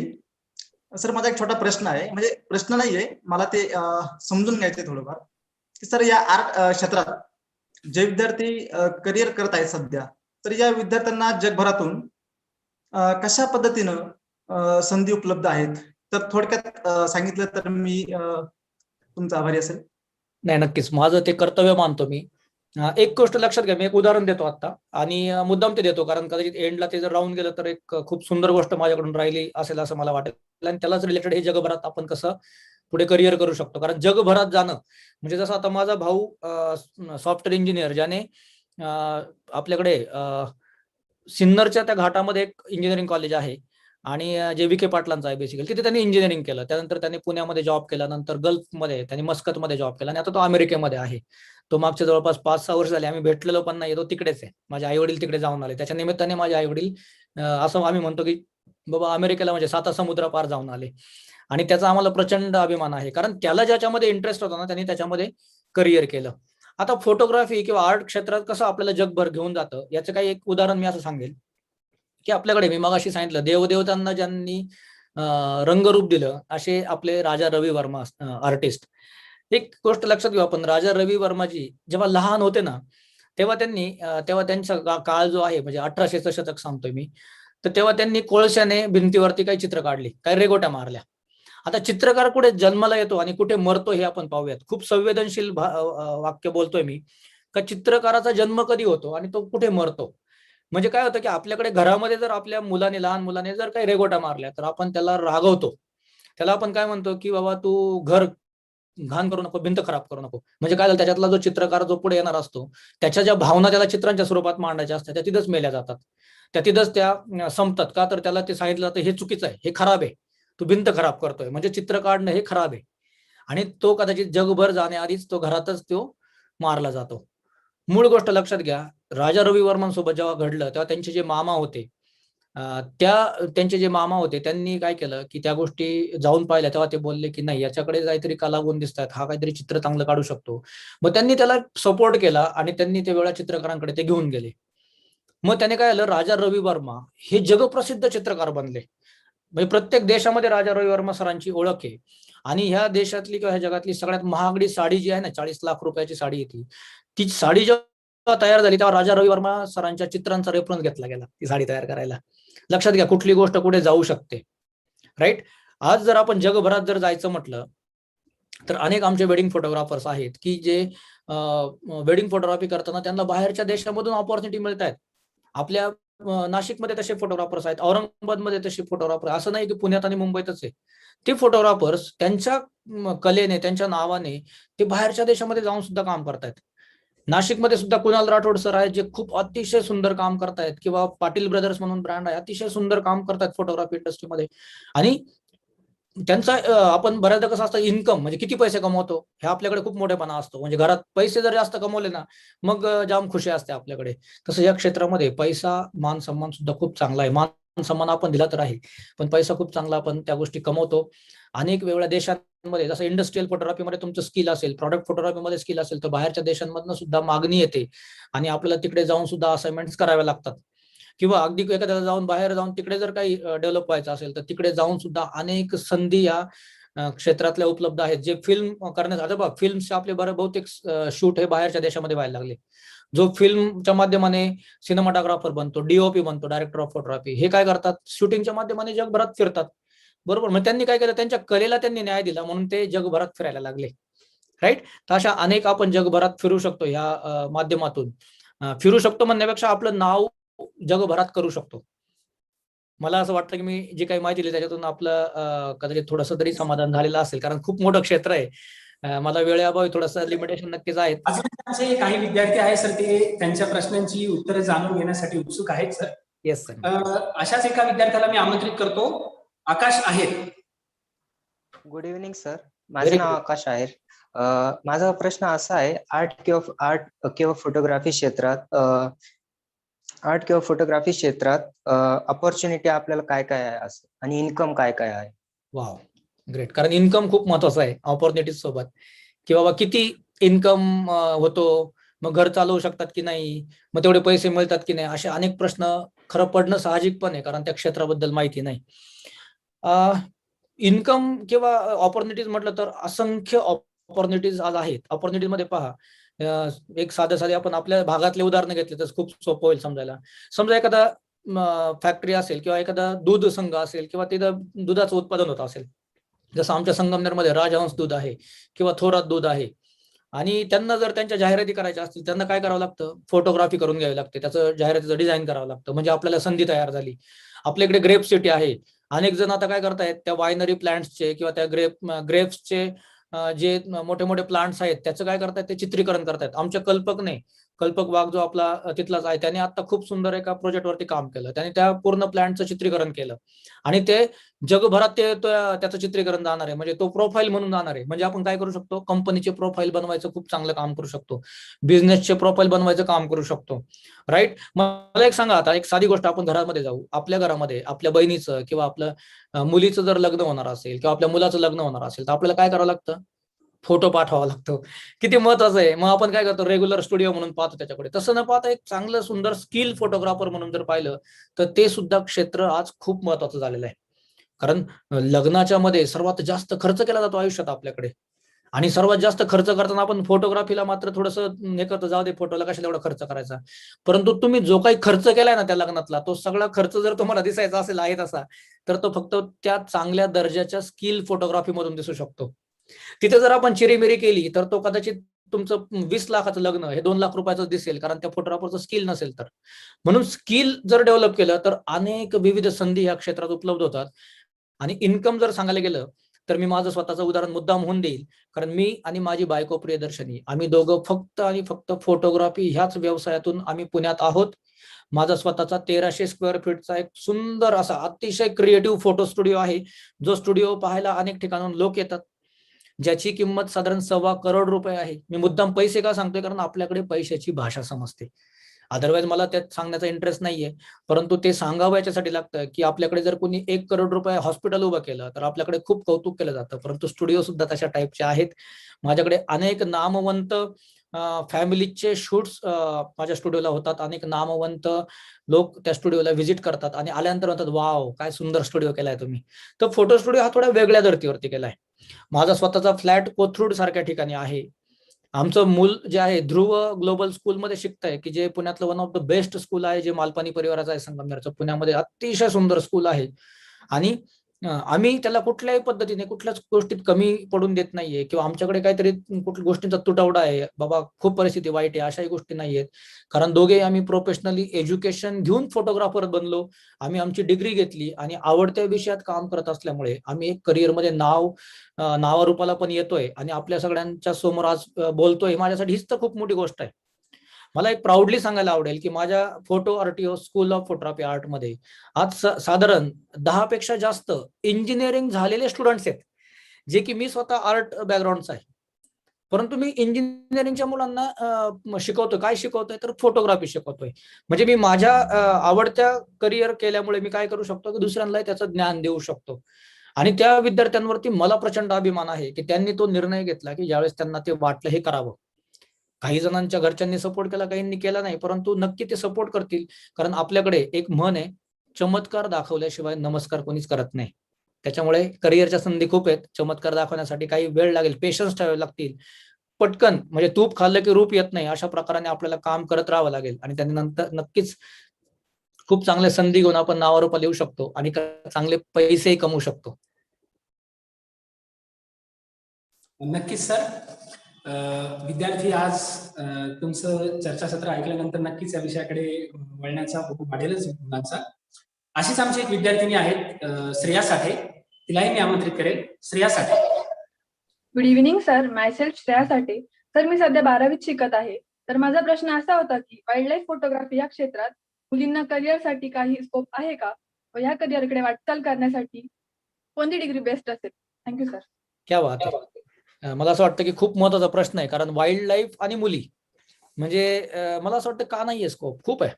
फक्त काय की ज्यांना खरंच इंटरेस्ट आहे ना त्याच्यामध्ये त्यांना, कारण फिजिकल फिटनेस पासून तर सगळ्या गोष्टींमध्ये आपल्याला हे करायचं. आज मुली तेवढं करतायत, कारण आपण पाहतोय अनेक क्षेत्रांमध्ये मुली आज टॉप मध्ये आहेत आणि फोटोग्राफीमध्ये सुद्धा अनेक म्हणजे चांगलं काम करतात. स्पोर्ट्स फोटोग्राफीमध्ये सुद्धा खूप चांगलं काम करतायत.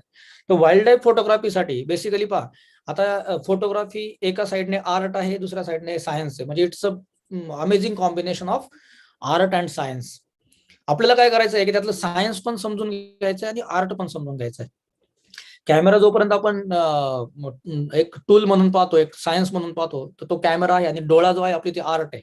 मग त्यातून आपण काय कॅप्चर करतो याला खूप महत्व आहे. आज आपल्याकडे औरंगाबादमध्ये बैजू पाटील सर आहेत, जे वाईल्ड लाईफ फोटोग्राफर जगप्रसिद्ध त्यांनी आहेत ते सर. आणि मला असं वाटतं की त्यांना सुद्धा तुम्ही या संदर्भात माहिती घ्या. वाईल्ड लाईफ फोटोग्राफीमध्ये आज जग जसं बदललं, सोशल मीडिया आला, इंटरनेट आलं, याच्यामुळे काही गोष्टी थोड्याशा इझिली आपल्याला समजायला लागल्या. नॅशनल जिओग्राफी असेल, डिस्कवरी असेल किंवा अशा अनेक प्रकारचे चॅनल्स त्याच्यावरती काम करतात. ट्रॅव्हलिंग फोटोग्राफीमध्ये सुद्धा काम करतात. त्यामध्ये मुली सुद्धा आता खूप अग्रेसर आहेत. म्हणजे त्या सुद्धा तितका फिजिकली तितका फिटनेस राहून, कारण त्याच्यामध्ये आपल्याला वाईल्ड लाईफ म्हणजे खूप पेशन्सचं काम आलं.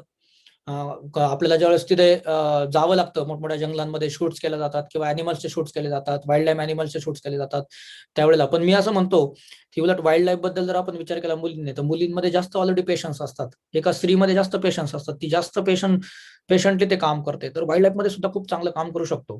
आणि भारतीय विद्यापीठ सारखं किंवा शारी अकॅडमी आहे मुंबईमध्ये, याच्या ठिकाणी किंवा सिम्बॉयसिस कॉलेज ऑफ फोटोग्राफी आहे, याच्यासारख्या ठिकाणी आपण यातली डिग्री करू शकतो, एज्युकेशन घेऊ शकतो. आणि तिथे एज्युकेशन घ्यायला गेल्यानंतर ठरवावं की आपण स्पेशलायझेशन काय करायचंय. कधी कधी काय असतं, अट्रॅक्शन असतं पहा. आपल्याला असं वाटतं, एखादा डोंगर आपण लांबून पाहतो आणि असं वाटतं यार काय सुंदर डोंगर. ज्यावेळेस तो चढायला जातो, आपल्याकडे कळसुबाई शिखर आहे जवळच, तर कळसुबाई शिखर आपण नेहमी नाव घेतो महाराष्ट्रातलं सर्वोच्च ठिकाण. पण कधी चढून पाहिलंय का? चढायला गेलं ना की दमछाक होते. मग त्यातले ते दगड धोंडे दिसतात आपल्याला, बरेचसे काय काय गोष्टी दिसतात, कधी पाय निसटतो, कधी काय होतं, सगळीकडे होतं. आपल्या करिअरमध्ये पण असं होऊ शकतं की आपण एखादी गोष्ट निवडली, मग तिथे थोडासा पाय निसटेल आपल्याला, कधी आपण थोडंसं खाली पडू, कधीतरी एखादा दगड मध्येच येईल, कधी एखादं काटेरी झाड येईल, आपल्याला हळूहळू वारपणे त्यांना बाजूला सारायचंय आणि ते आपल्याला सर्वोच्च ठिकाण गाठायचंय. तर त्यामुळे मुलींना खूप संधी आहेत, नक्की वेलकम आहे तुमचा, आणि प्राऊडली त्या करिअरमध्ये एंट्री करा. नक्कीच सर, आपण केलेलं जे मार्गदर्शन आहे मुलांसाठी नक्कीच एक दिशा देणारं ठरेल. आणि मुलं आज एक घरी एक स्वप्न घेऊन जातील नक्कीच, की फोटोग्राफीमध्ये सुद्धा ते करिअर करू शकतील किंवा आर्ट्स मध्ये सुद्धा ते करिअर करू शकतील. इतक्या सुंदर प्रकारे तुम्ही मांडलं हे सगळं, सुटसुटीत मांडलं.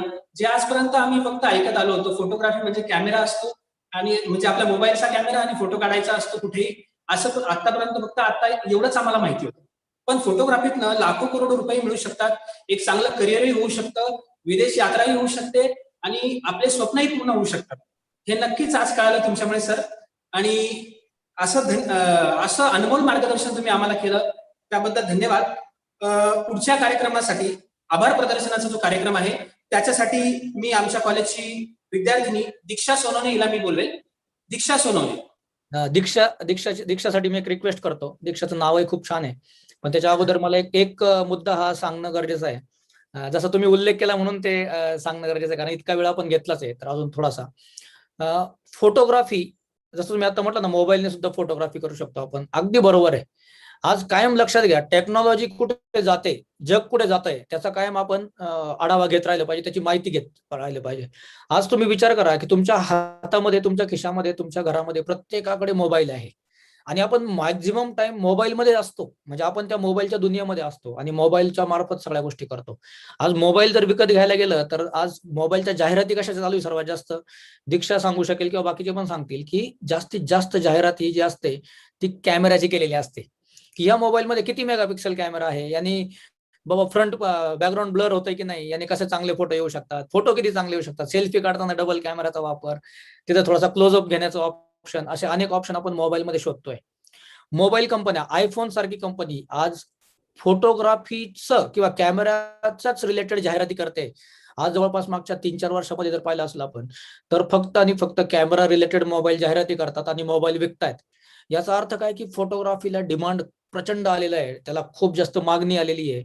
आज मोबाईल फोटोग्राफर सुद्धा बनलेले आहेत, त्यांच्यासाठी सुद्धा अवॉर्ड्स आलेले आहेत. परंतु याचं करिअर म्हणून जर विचार केला तर ज्यावेळेस मोबाईल कंपनी सुद्धा मोबाईलला, कंपनीमध्ये कॅमेराला महत्व देते, तर आपल्या आयुष्यात सुद्धा कॅमेराला तितकंच महत्व आलेलं आहे. कारण आपल्याला प्रत्येक ठिकाणी वाटतं की हे मला कॅप्चर करून ठेवावं, कुठे गेलो आपण लगेच पटकन ही मोमेंट कॅप्चर करून ठेवावी, राईट? म्हणजे मोमेंट्सला खूप महत्व आहे, कारण आज जगात आपण पुन्हा बऱ्याचशा गोष्टी करू शकतो, परंतु या गेलेले क्षण जे असतात ना ते परत मिळवू शकत नाही. आणि त्या गेलेल्या क्षणांना जर आपल्याला आयुष्यभर संग्रहित करायचं असेल तर फोटोग्राफरची आवश्यकता आहे. Thank you so much. नक्कीच सर. आमच्या कॉलेजची विद्यार्थिनी दीक्षा सोनवणे हिला मी आभार प्रदर्शन व्यक्त करण्यासाठी आता इथे आमंत्रित करतोय. दीक्षा. नमस्कार. आदरणीय आजचे मुख्य अतिथी श्री सचिन बोर सर, आदरणीय शिक्षक वर्ग, सर्व जोडले गेलेले माझे विद्यार्थी मित्र आणि सर्व पालक वर्ग यांना माझा मनापासून नमस्कार. मी आज तुमच्या समोर आभार प्रदर्शन करण्यासाठी आली आहे. तर मी सर्वात प्रथम माझ्या कॉलेजचे आभार मानते की त्यांनी माझ्यावर विश्वास ठेवला आणि मला बोलण्याची संधी दिली. त्यानंतर मी सचिन सरांचे आभार मानू इच्छिते, कारण त्यांनी त्यांचा अमूल्य वेळ देऊन आपल्या विद्यार्थी मित्रांना मार्गदर्शन केले आणि त्यांचे अनुभव आपल्यासोबत शेअर केले. धन्यवाद सर. त्यानंतर मी संपूर्ण बीपी पाटील टीमचे आभार मानते, कारण हा कार्यक्रम यशस्वी करण्यात त्यांनी मोठे योगदान दिले आहे आणि तसेच हा कार्यक्रम बघत असणाऱ्या तुम्हा सर्व मित्रांचे